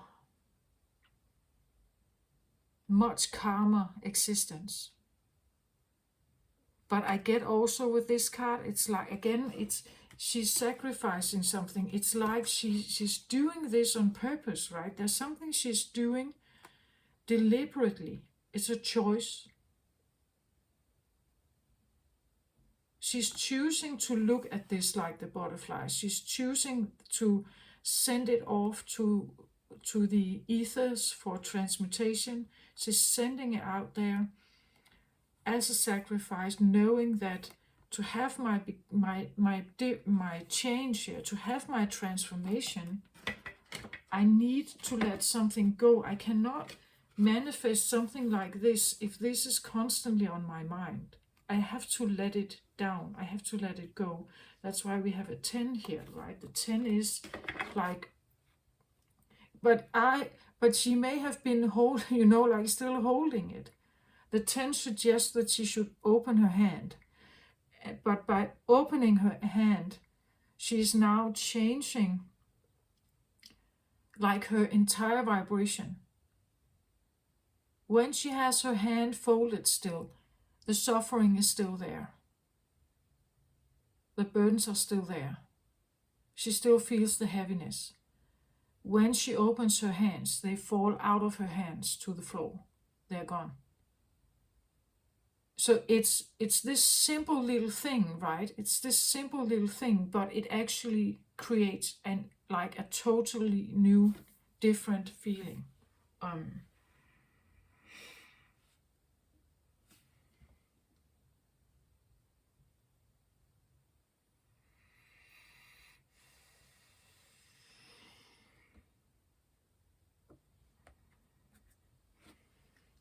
So I wanted to know a little bit more about the moon card here, and I get the 8 of air. So 8 of air is like 8 of swords. 8 of swords is a suffering card. It's a card of feeling like you are in a mental prison. Spinning thoughts, like you are in some kind of confinement where you can't get out. But you can get out by changing your mind. You can get out. It is an air card, so it has to do with your mind and how you think. Even though it is a moon card suggesting it has to do with feelings, but it does. What you think changes your feelings. If you have happy thoughts, your body lightens. If you have sad thoughts, your body gets like tight and straight, gets tight and anxious. So your thoughts controls your feelings. So if you sit in a mental prison here, where you feel like you're trapped, you can't get out, you are somehow overburdened here by something, and you can't get out of it. It's constantly on your mind, and it's very stressful. You get no pause. There's no relaxation. It's always there, and it keeps spinning. As long as this is present, your body and your feelings will follow. The mind is like a motherboard, you could say, of the body. If we look at the body as a computer, you could say that the mind is the main lead control center. Everything that the computer, the brain sends out, the body is following. We know that, right? We know that if someone is brain dead, no muscle or no arms can be lifted. Everything is controlled by the brain. So the brain is very significant, and how the brain works and how the brain thinks is significant for how you feel and how you can take action in the world. And how healthy also sometimes you are here. Because if you are worried about, let's say, food and shelter and you're very exhausted and very tired here, very overworked. The Ten of Fire here is very, very exhausting, very, and again, there's this crisis element. You can't just let it be for a day or two. Like, you have to constantly do this. This is like having, like 10 children around you all the time, screaming and throwing things, and you need to be there. You need to be attentive. You need to see what happens. You need to give them food and whatever they need, their sleep, and having this. This is a tight schedule, right? A tight schedule that constantly is like a burning schedule here of constant tasks, and it feels like burdens. Like, it's very tiresome, this situation. And if your mind is constantly involved in that and you feel like you can't get out of it, there's no way out. Maybe you collapse eventually from stress or something, right? And there could be fears here, right? Fears that you can't manage, that you don't know how to get out, that you feel trapped, that you're worried, you're constantly worried about something. That could also be this: worried, frustrated, angry, jealous, bitter, or something. Fire energy here. So your mind has been in a place where it's spinning in like low vibrational energies here, of fears or guilt or shame, and like things that you feel maybe are like obligations, that you can't say no to them, perhaps. Like this is like what we call that a hot potato, right? That maybe there's a hot potato in your life, or many hot potatoes here, and actually you don't want them, right? You don't want them, but they are there somehow, or there has been, right?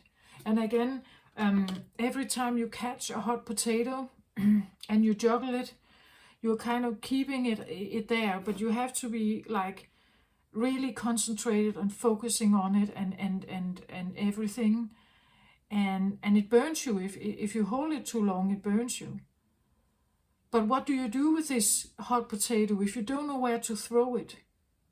If you don't know, like, you send it to someone and they kind of bounce it back to you, then you kind of throwing it again. But what if you're not taking it either? What if this hot potato falls to the ground here? What would happen? I don't know what this is, right, for you, but it's definitely something that is very stressful, like a big burden, something you don't want, something that is exhausting you. It's taking your power from you. It's not at all. It's making your life very serious and very stressful. And it's not helping you to align with something. Again, as I said, maybe it's a long time you've seen your child. If you have a child that lives somewhere else, maybe it's a long time you've seen your inner child. You have consulted your inner playful little child, right? That there's so little play or so little fun in your life.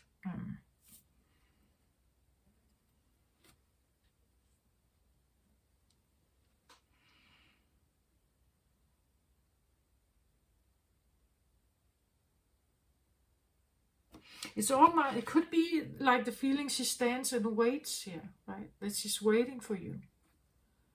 She stands by the gate and she's waiting for you. Because she is in the flowery garden. She is in the magical garden. She stands here and waits for you, looks for you. right? This one, right? She stands here and looks for you and feels lonely and why won't you come and play with me, right? Where are you? And but you have been out here, right? You've been out doing all this kind of stuff here for maybe for other people also, right? And she's just standing here.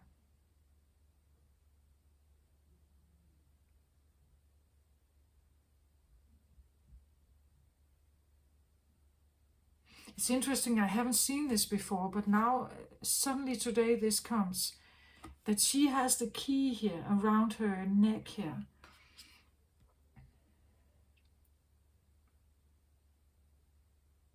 Actually, it's almost like I get the feeling that she's in charge of whom she lets in. It's not about her getting out, it's more whom do I want to let in. And that makes sense with this one also. I'd rather sit in this energy and have my boundaries up and know that I'm safe. I'm considerate of whom I let in here. Because if you bring all this kind of turmoil in my life and all kinds of expectancies or hot potatoes, I don't even want you in, right? I don't want you to come in then. I want a calm, solid, stable life without all this trouble and all these emergencies and everything. I don't want that. So she could be in charge, right? She could also be in charge here. This one is just as much in charge what she wants to let in here, because she has experienced all of this. She doesn't want it. She stands here now and she's looking, whom do I want to let in? Because I'm just getting over this, right? I've just barely just left this situation here, or we are still in it somehow, or almost leaving it behind here, right? But I'm barely just recovering from this. I don't want to let anyone in. If I let someone in here, there will be no play again, right? So she may have the key also, and she remembers this, right? But you also have to like make a deal with yourself, perhaps, and say, but sometimes I may have to get this and have peace and be able to touch in with my inner child, perhaps here, or a child.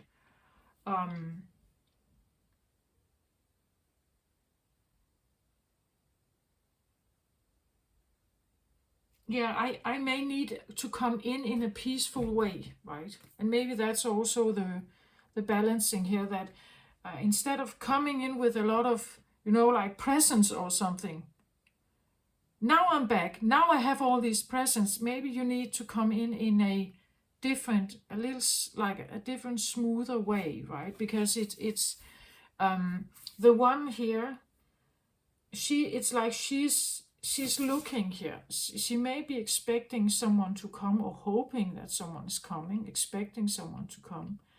But it's how they are coming, right? It's how. Because she hasn't forgotten, right? She hasn't forgotten here.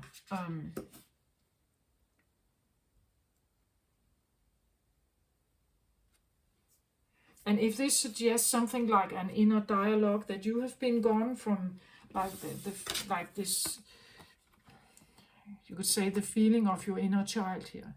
If you haven't been able to reach this one for a long time, that you haven't been able to tap into their world and feel them inside you, that the communication has been really poor here. You may need to come in, like maybe even with an apology, right? Again, take that how it resonates, if it's an inner or outer feeling. I read the vibes inside, right? So, but sometimes an inner thing can also manifest on the outside. So you could have both. You could have an inner thing going on, where you have been out of reach with your inner playful child, but you also have externally a young person or a young child with whom you haven't had contact for a long time. And now to regain that contact, to like rekindle it, you can't just walk in, right? You know, like walls in the door and proclaim that now you're back, now I'm here, because they have not forgotten. Like they have felt the absence, they have felt, you know, like the rejection, perhaps the abandonment or something. They have felt it, right?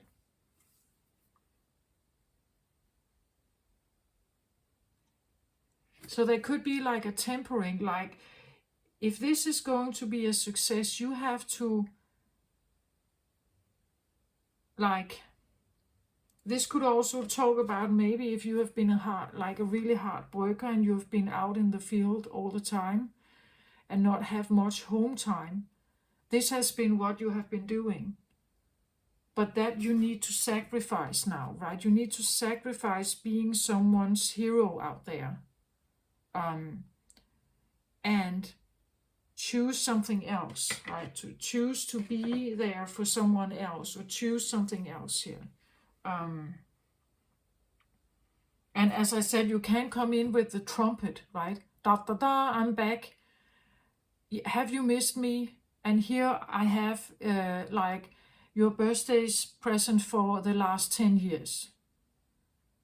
Like if you want to rekindle something, you know, I want to say it seems like someone could be still holding on to a sense of a grudge here.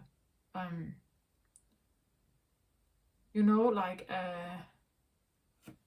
or at least they haven't forgotten something. And it has been a struggle for them, right?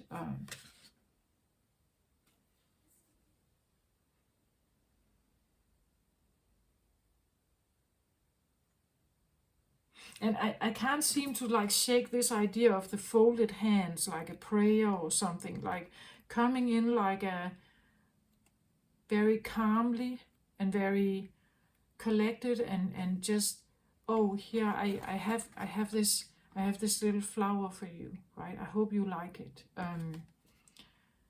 Like a gentle and also secure. Like it's important for someone to come in here and showing a lot of security, right? That I am a secure person. You can like I'm trustworthy and I'm a secure person, right? Because they are not opening the gate here unless you can present something like this and they can trust you here. And maybe they won't trust you. Like maybe it takes time because they still have this memory here, right? Maybe you need to, maybe this is an apology. Like maybe you need to come in with an apology and still this feeling of being a safe person, something trustworthy, stable. You have the money and the home, you know, like if you've had a very tumultuous past and now you're presenting with a solid home, you have money in the bank, you can pay for their education, you can actually pay for their school and everything. And you may come in here with like, it could be a feeling of like an apology here. Please, I know how I was in the past. I know how everything looked. I know how stressful I was or how uncontrolled I was. And now it's like I have really been working on trying to become more solid and something you can rely on, something you can trust. I want to prove this to you, you know, something like that. And I know that in order to be this one now, I have to make a sacrifice. I'm sacrificing something. I sacrifice the wild, lustful life I had in the past, or I sacrifice an addiction. I quit drinking, or I quit gambling or something here, because it created a very unstable environment.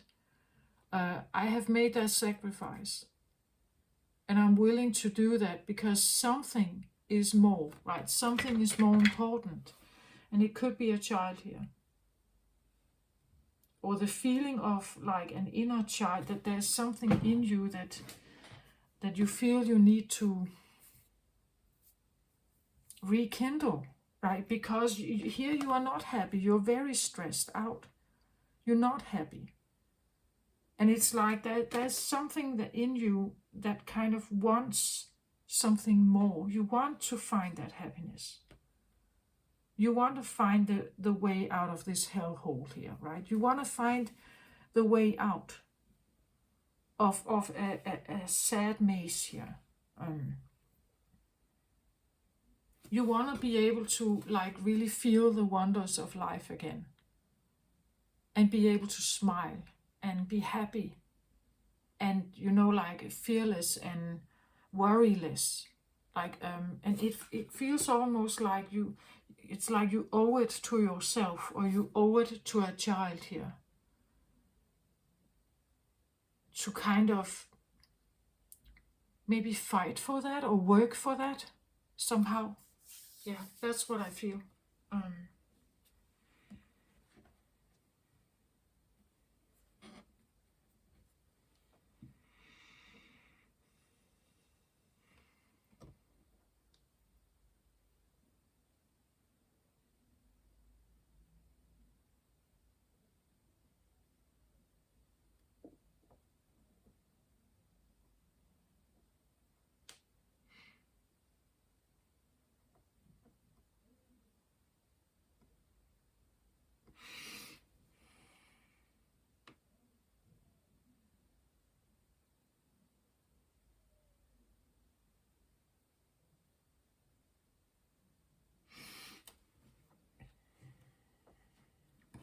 I feel like I want to ask this one, what would you like to say?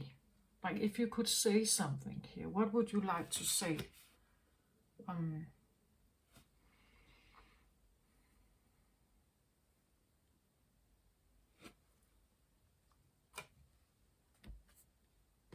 So I get the Temptation card. This one came out also in some of the first readings this round of readings. So I think, was it Aries, Taurus, or Gemini here? Someone could be tempted to, that they could be tempted to like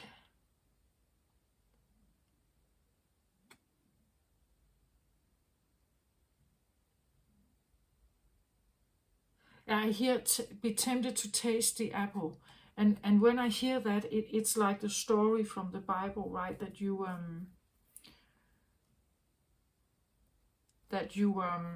eat the apple of the tree of knowledge, and when you do that, your entire understanding about the world you have been living in is changing. So someone could be tempted to take a bite here.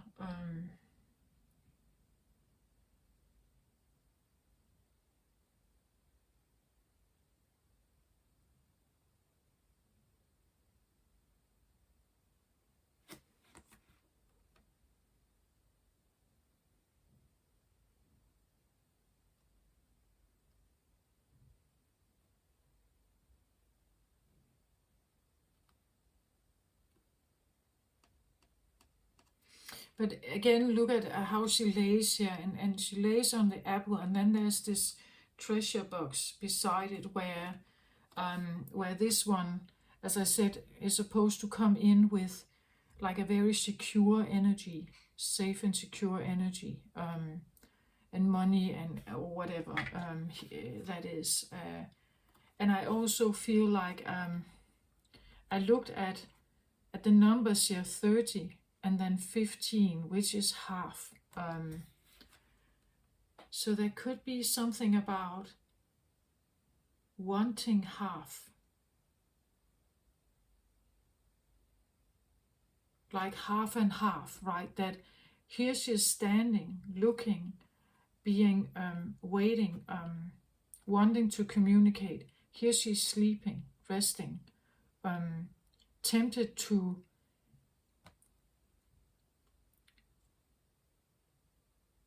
invest less, perhaps, like invest less in something that she has done before, wanting to invest less.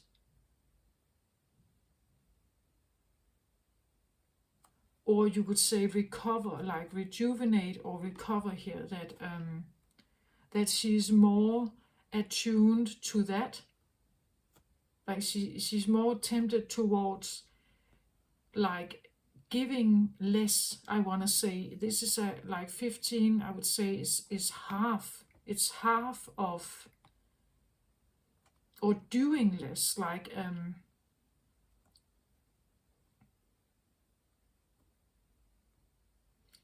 yeah, it's the feeling that if we say this is the inner child, I exist in the magical garden not only by my own effort. Like you have to put in some, like this one has to put in some work also, right? Like this is not, I'm not just sitting here waiting for you, right, to come back eventually when you find time to it. I'm not sitting ready here in the corner. Like this is a half and half investment. If you wanna be with me, if you wanna explore the world with me, if you wanna go into my world and we can enjoy everything together here, you need to really want that, right? Because I'm not doing double. Like the temptation card, it for me it looks a little bit like she may even ask, are you sure? Are you sure you want to bite my apple here? Are you sure you want to explore my garden? Are you sure you want to join my magical, beautiful place here? Are you sure you want to do that? Because it needs to be... I want to, like... I don't want to do that much. I want to actually do less. Like, I don't want to do all the work, right? I don't want to do all the work here. She's doing half. On this card, she's tempted to do half, do less. Because there has been such an absence. Right? The absence here is...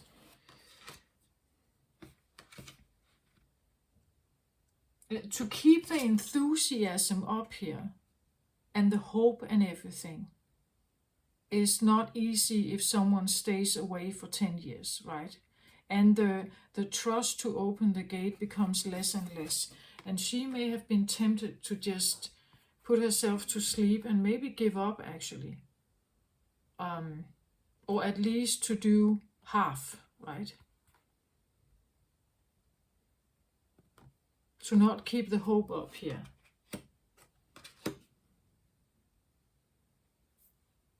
Because keeping the hope up keeps her in this state of being, and it becomes more and more frustrating, right? Here, so there could have been a temptation to just, like, you know, like, I don't want to do this anymore. I'm leaving, right? Or I'm getting out here.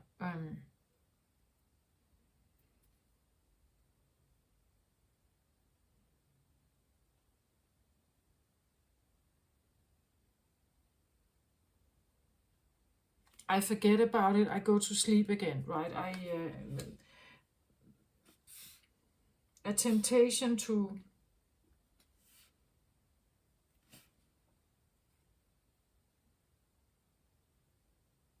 I actually feel like a temptation to hide again, like the hiding here, or the go back to sleep, or go back to zombie mode, or inactive, like an inactive mode, where this was maybe also very inactive, hidden, forgotten, repressed, an inactive mode, that there could be a temptation to go back into an inactive mode if there is no, if there's no contact, right? If there's no contact here, or rarely contact, why keep the hope up, right? Why just not, just forget about it? Like, I really don't want to. I really don't want to engage with you here. And maybe that's why coming back here is even more important, that you actually really can present,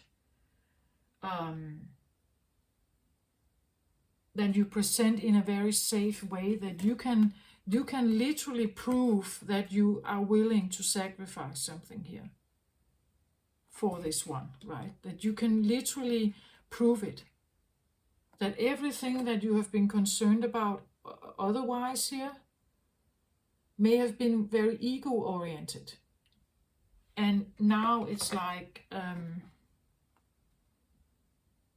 I realize, again, the queen here, she can be a mother, right? That actually,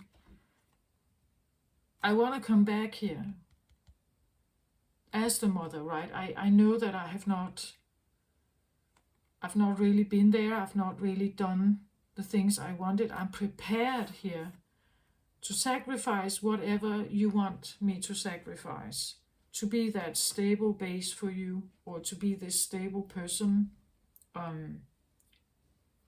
There's this feeling of, I want to say, apologizing, or and standing in this very, very safe and secure energy, proving, like really proving, showing that you have money, right? Showing that you have a home, presenting something solid. Because otherwise, if this is just a rare moment where you just now want to have a conversation with me, I'd rather just not. I'd rather just want this to be like passive again, like why make this relationship, you can say, active again? Why try to rekindle something if you don't really want it? Like, this one is really asking, this is a 50-50 deal. If you don't present with that, I'd rather go back to a more passive,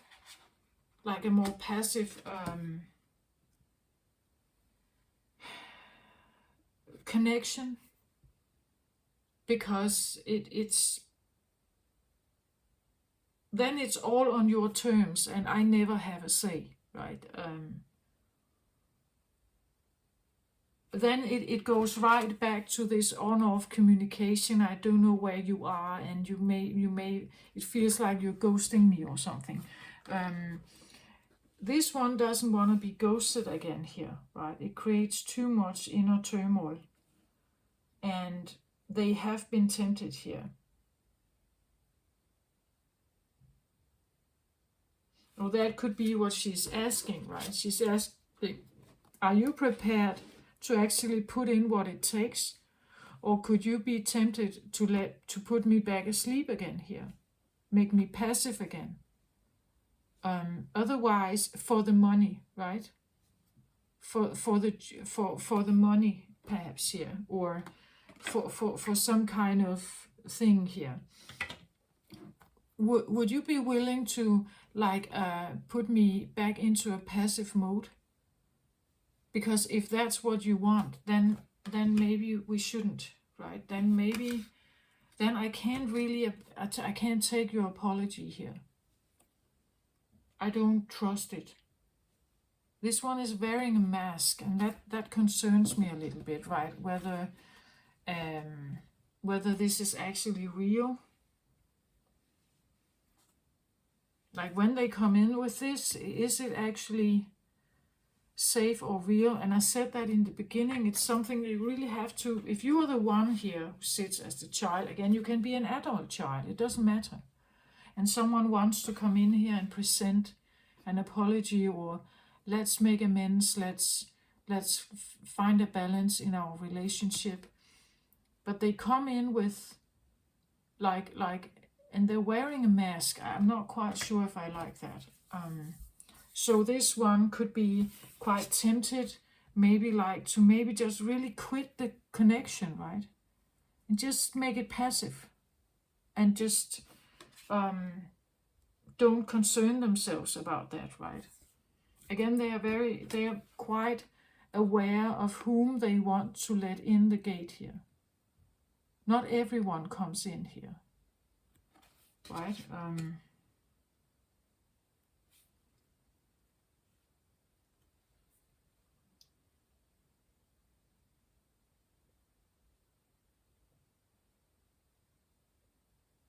Maybe she is actually only standing by the gate here because you are coming, someone came forward here. Someone wrote a letter or texted or showed up at a doorstep. And this is the only reason why she actually stands there.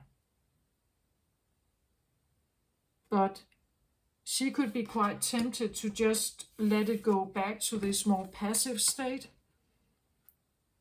Because if she can't trust you anyway, or you're only coming back for like 2 weeks and then you're gone again, she'd rather let it be undone, right? She'd rather let it be as it was. She doesn't want to open her heart or her home up here to something that just disappears again. And somehow, I don't know, could I get a card on this Nine of Earth? Because it shows up very solid and secure and safe and very committed. Again, I said single, so very like, I'm committed to be there with you, I'm committed to this. I'm on my own, I'm solid, I'm safe, I'm secure. She brings forth everything we would like to see. And normally I would say this is trustworthy, but she has a mask on here, and I'm not quite sure I like that. Can I get a card on the Nine of Earth here, please?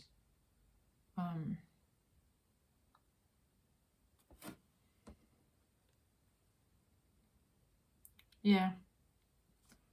5th chakra.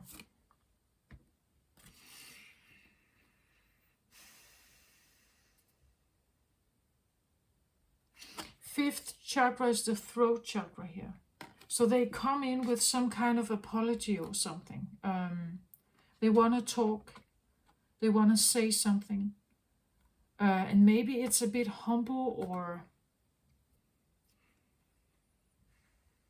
they're trying to come in a balancing way, I think, in a balanced, very secure, very stable, very rounded, I want to say, very rounded. And again, I feel like calm, stable, solid, secure, safe, kind, maybe apologetic, or at least like requiring if there is an openness, requiring if there could be an openness somehow for conversation. That's what she comes in with here.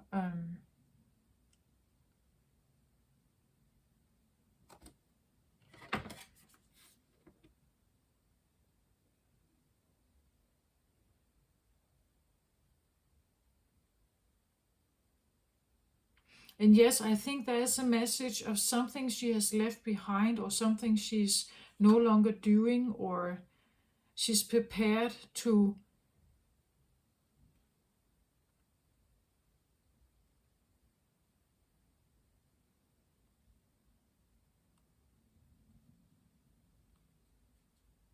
she's prepared to do some kind of effort here. That's what I do feel that.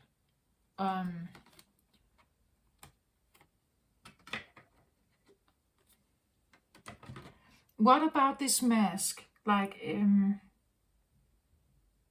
because it looks a little bit like a butterfly, the mask here.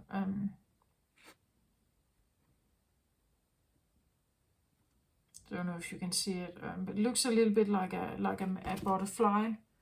And she has a butterfly here in her hand. Maybe she's willing to take off her mask, like to let the butterfly fly. Could feel that she's willing to, the conversation that you are supposed to have here, she's willing to take off her mask and be real, like be really raw and authentic and telling. And that is a sacrifice for this one, right? If they normally wear a mask, there would be a willingness to take it off. She's releasing a butterfly also here. And maybe be really like raw and authentic in her conversation here. So having a like really maybe intense, maybe like raw and from the heart, like a real conversation. And I think this is what this one wants, right? They want something real. Otherwise, they don't even bother. Like they don't want like a half-felt conversation or a half apology, and you can't trust it anyway, right?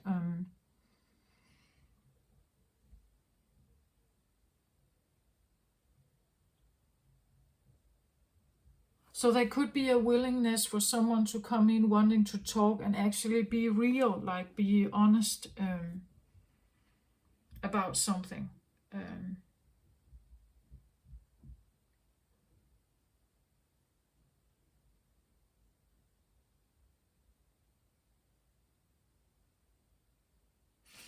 The burden here could also be that someone here feels that it's a burden that I don't have this conversation, that we can't have this connection, that this is such a poor, connection here. Because the connection is so poor and there's no like easy flowing conversation here, it feels off balance, right? And someone is willing to make that balance, but it's like, what does she want? Like, I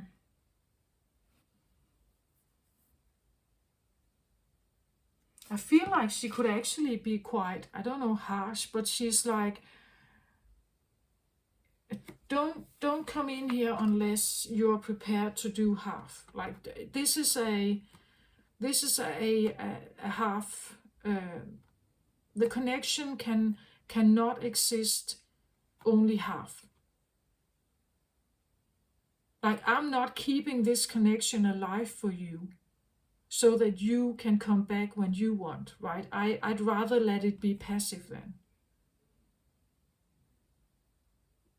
There needs to be an equal give and take. And actually, she could even have been tempted to do even less, to just make it totally passive and not having any kind of relationship at all.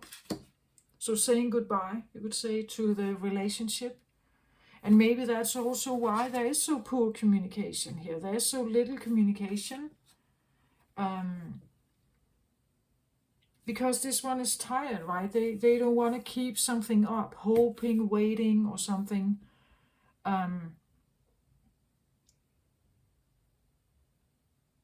Waiting by the door, by the phone. That's they don't want that, right? They and they are saying they could be tempted here actually to just give it all up, just let it be, money or not. I don't care about inheritance, or I don't care about your money. I'd rather go to sleep, right? I'd rather go to sleep and not talk to you and have no conversation with you here than you coming back in my life and then you disappear in 2 weeks again, right? And that could also be what the raw communication is about here, this really naked, vulnerable conversation.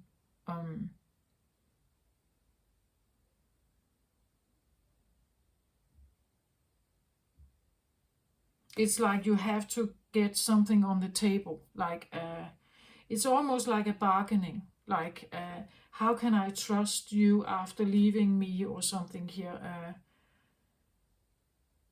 And you got caught up in something here. But how can I trust you? Right? You were gone for so long.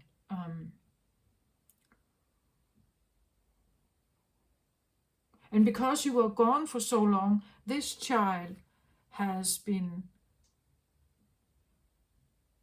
not been playing. It has not been playing and being like childlike. It has almost forgotten it because it has been waiting here. It has been waiting, longing, hoping that something could come. So they have forgotten about the playfulness. They're not. They're looking out here. They're not even looking at the garden. They're in the garden, but they don't enjoy themselves in the garden, right?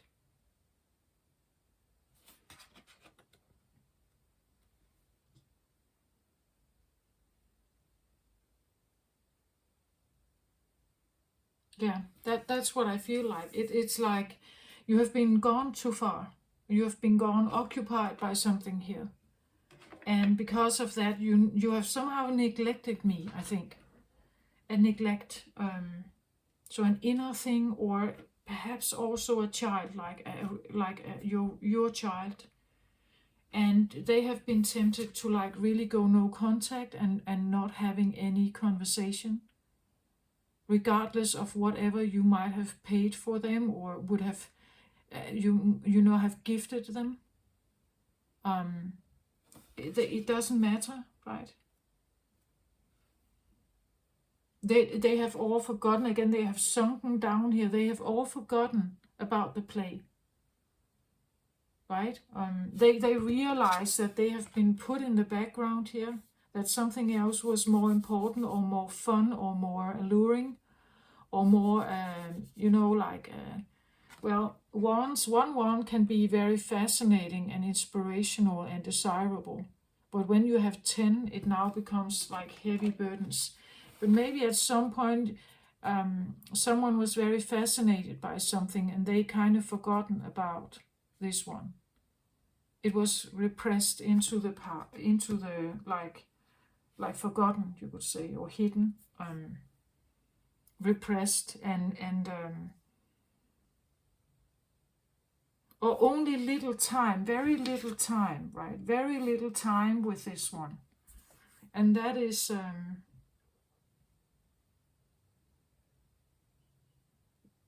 and therefore the conversation here needs to be very, as I said, like very tempered, very, very calm and very balanced. You can't just come in with like, as I said, the birthday gifts for the last 10 years. Here I am, da da da, trumpet serenade, and let's go shopping, or let's go and have fun. No, that it doesn't work like that, right? Not if someone has been this disappointed and left behind, abandoned, perhaps.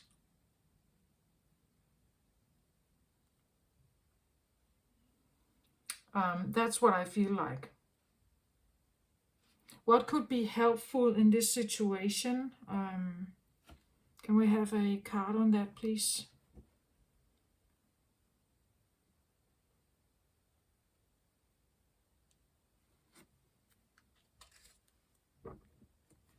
So I get the card Envy here. So envy can of course be that the grass is greener on the other side, or but this actually shows exactly what I feel is going on.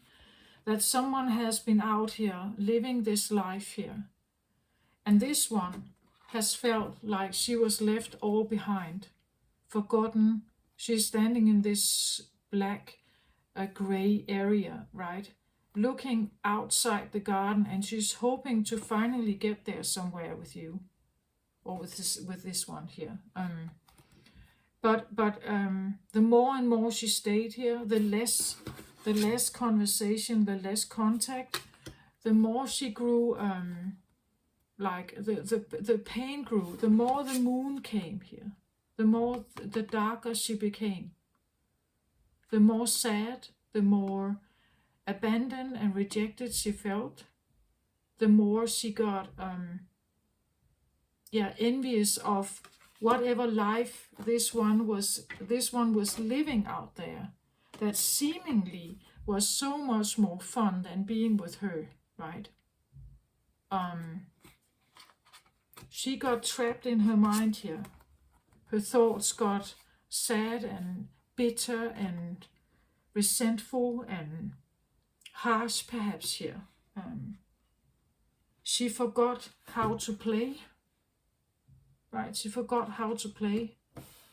And she became occupied with looking out and waiting or hoping and waiting here.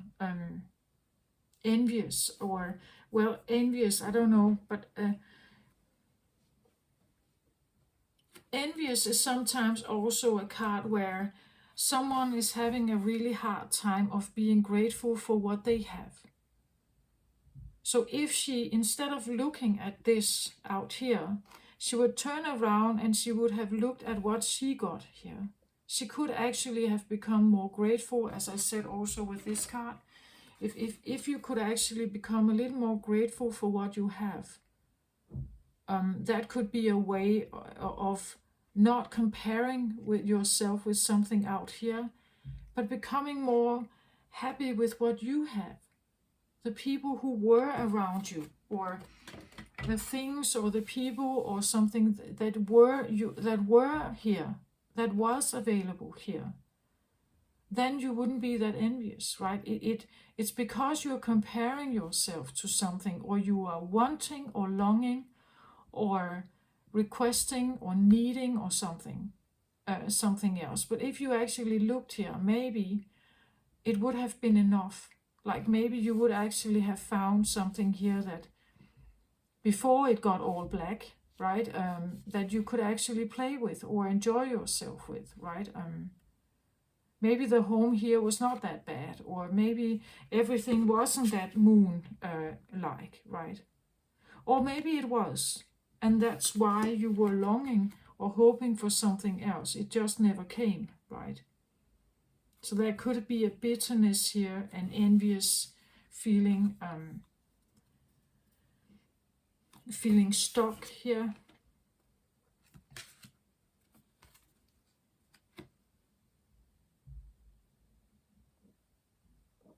And if someone actually tries to come back here and say, yeah, I know I have been gone for a long time. I know I didn't put my consideration on you when you were a child, for instance. Now she has grown into this dark queen, or this envious or bitter queen, right? And she could be tempted to just say, I don't care. Let me be, right? If you are not really showing up for me, I'd rather want you to walk away. So be mindful about your thoughts here. Be mindful about who you're talking to, I want to say also. If someone wants to come in here with like an apology and expects someone to sit there with open arms, just know that if they are not doing that, there's a reason for it. There's a reason for them not opening their arms.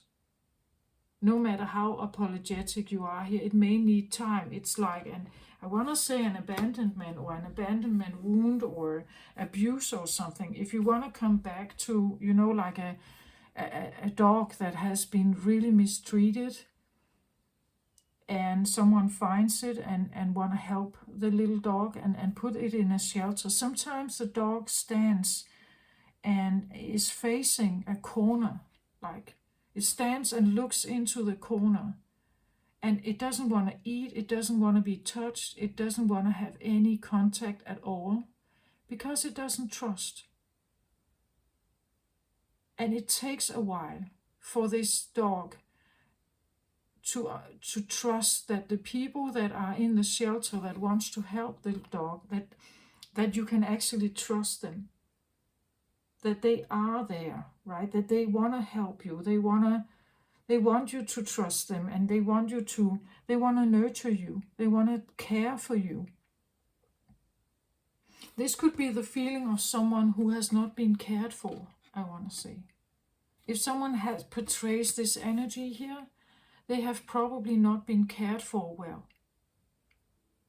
And if you want to come in here and you just want to, hey, let's go out and have fun, and they are rejecting that, there's a reason for that, right? There's a reason why they're not just opening their arms and say, yeah, great, let's go and have fun. And as I said, maybe they have all forgotten about it, right? It was all forgotten.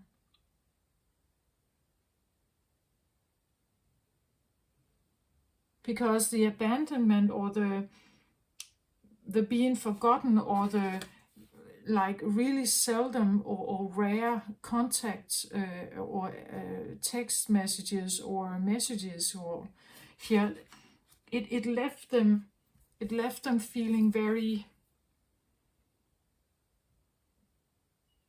alone and lonely and rejected and abandoned and wrong somehow, that there was something wrong with them, right? That there must be something wrong with me, otherwise why have I been left here? Why have I been left here? Why am I so unworthy or so bad or something that I have been left here? And I'm waiting every day for a letter, or every day for some kind of recognition, and there's nobody here, right? There's nobody here. And the longer this goes on, the more and more bitter, or the more and more sad they become here. So this is, I asked for a card that could tell us something about what could be helpful in this situation, and it is to consider someone else's feelings, right? That there is a reason. If they act cold, there is a reason for it. In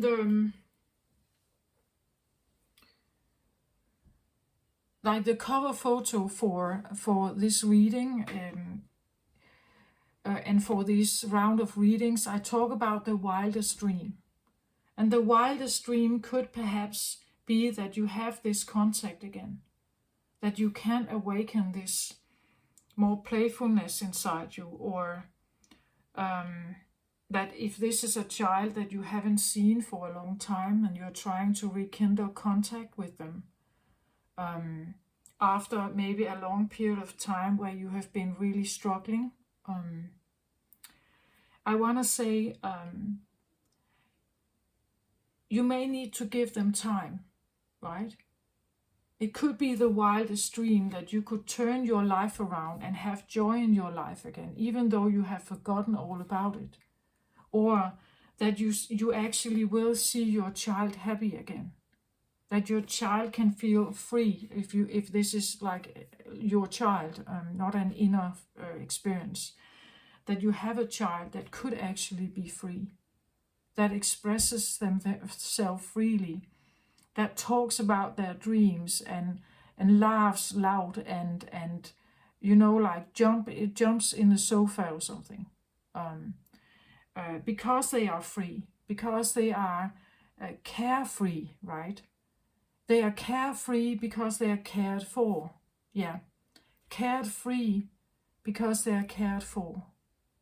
And that could be the feeling here, that maybe, and that could also be what this is, that if this is an inner thing, that you have to care for you to be carefree, or have this inner feeling of, or cultivating this inner feeling of being carefree. The carefree comes with the caring for.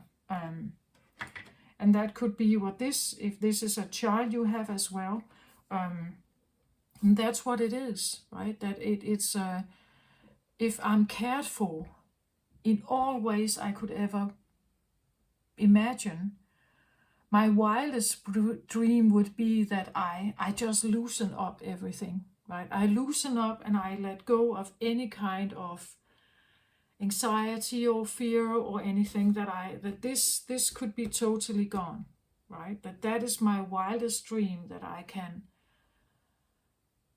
just relax, right? I can just relax and everything is great.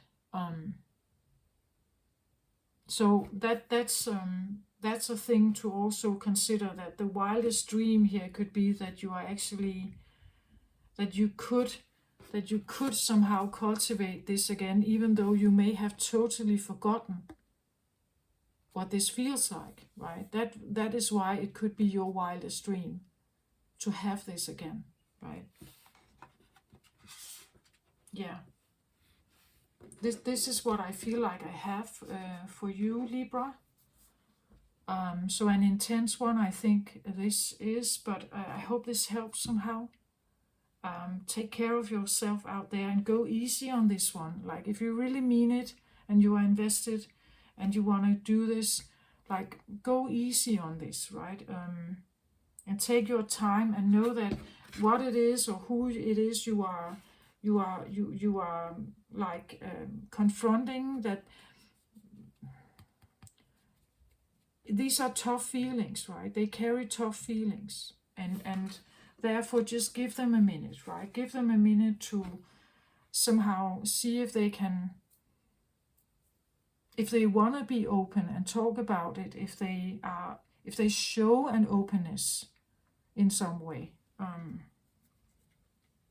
for collaboration, or whether they are just totally shutting the door, right? Yeah, this is what I have. I hope this helped. Take care, Libra. Love and light to you.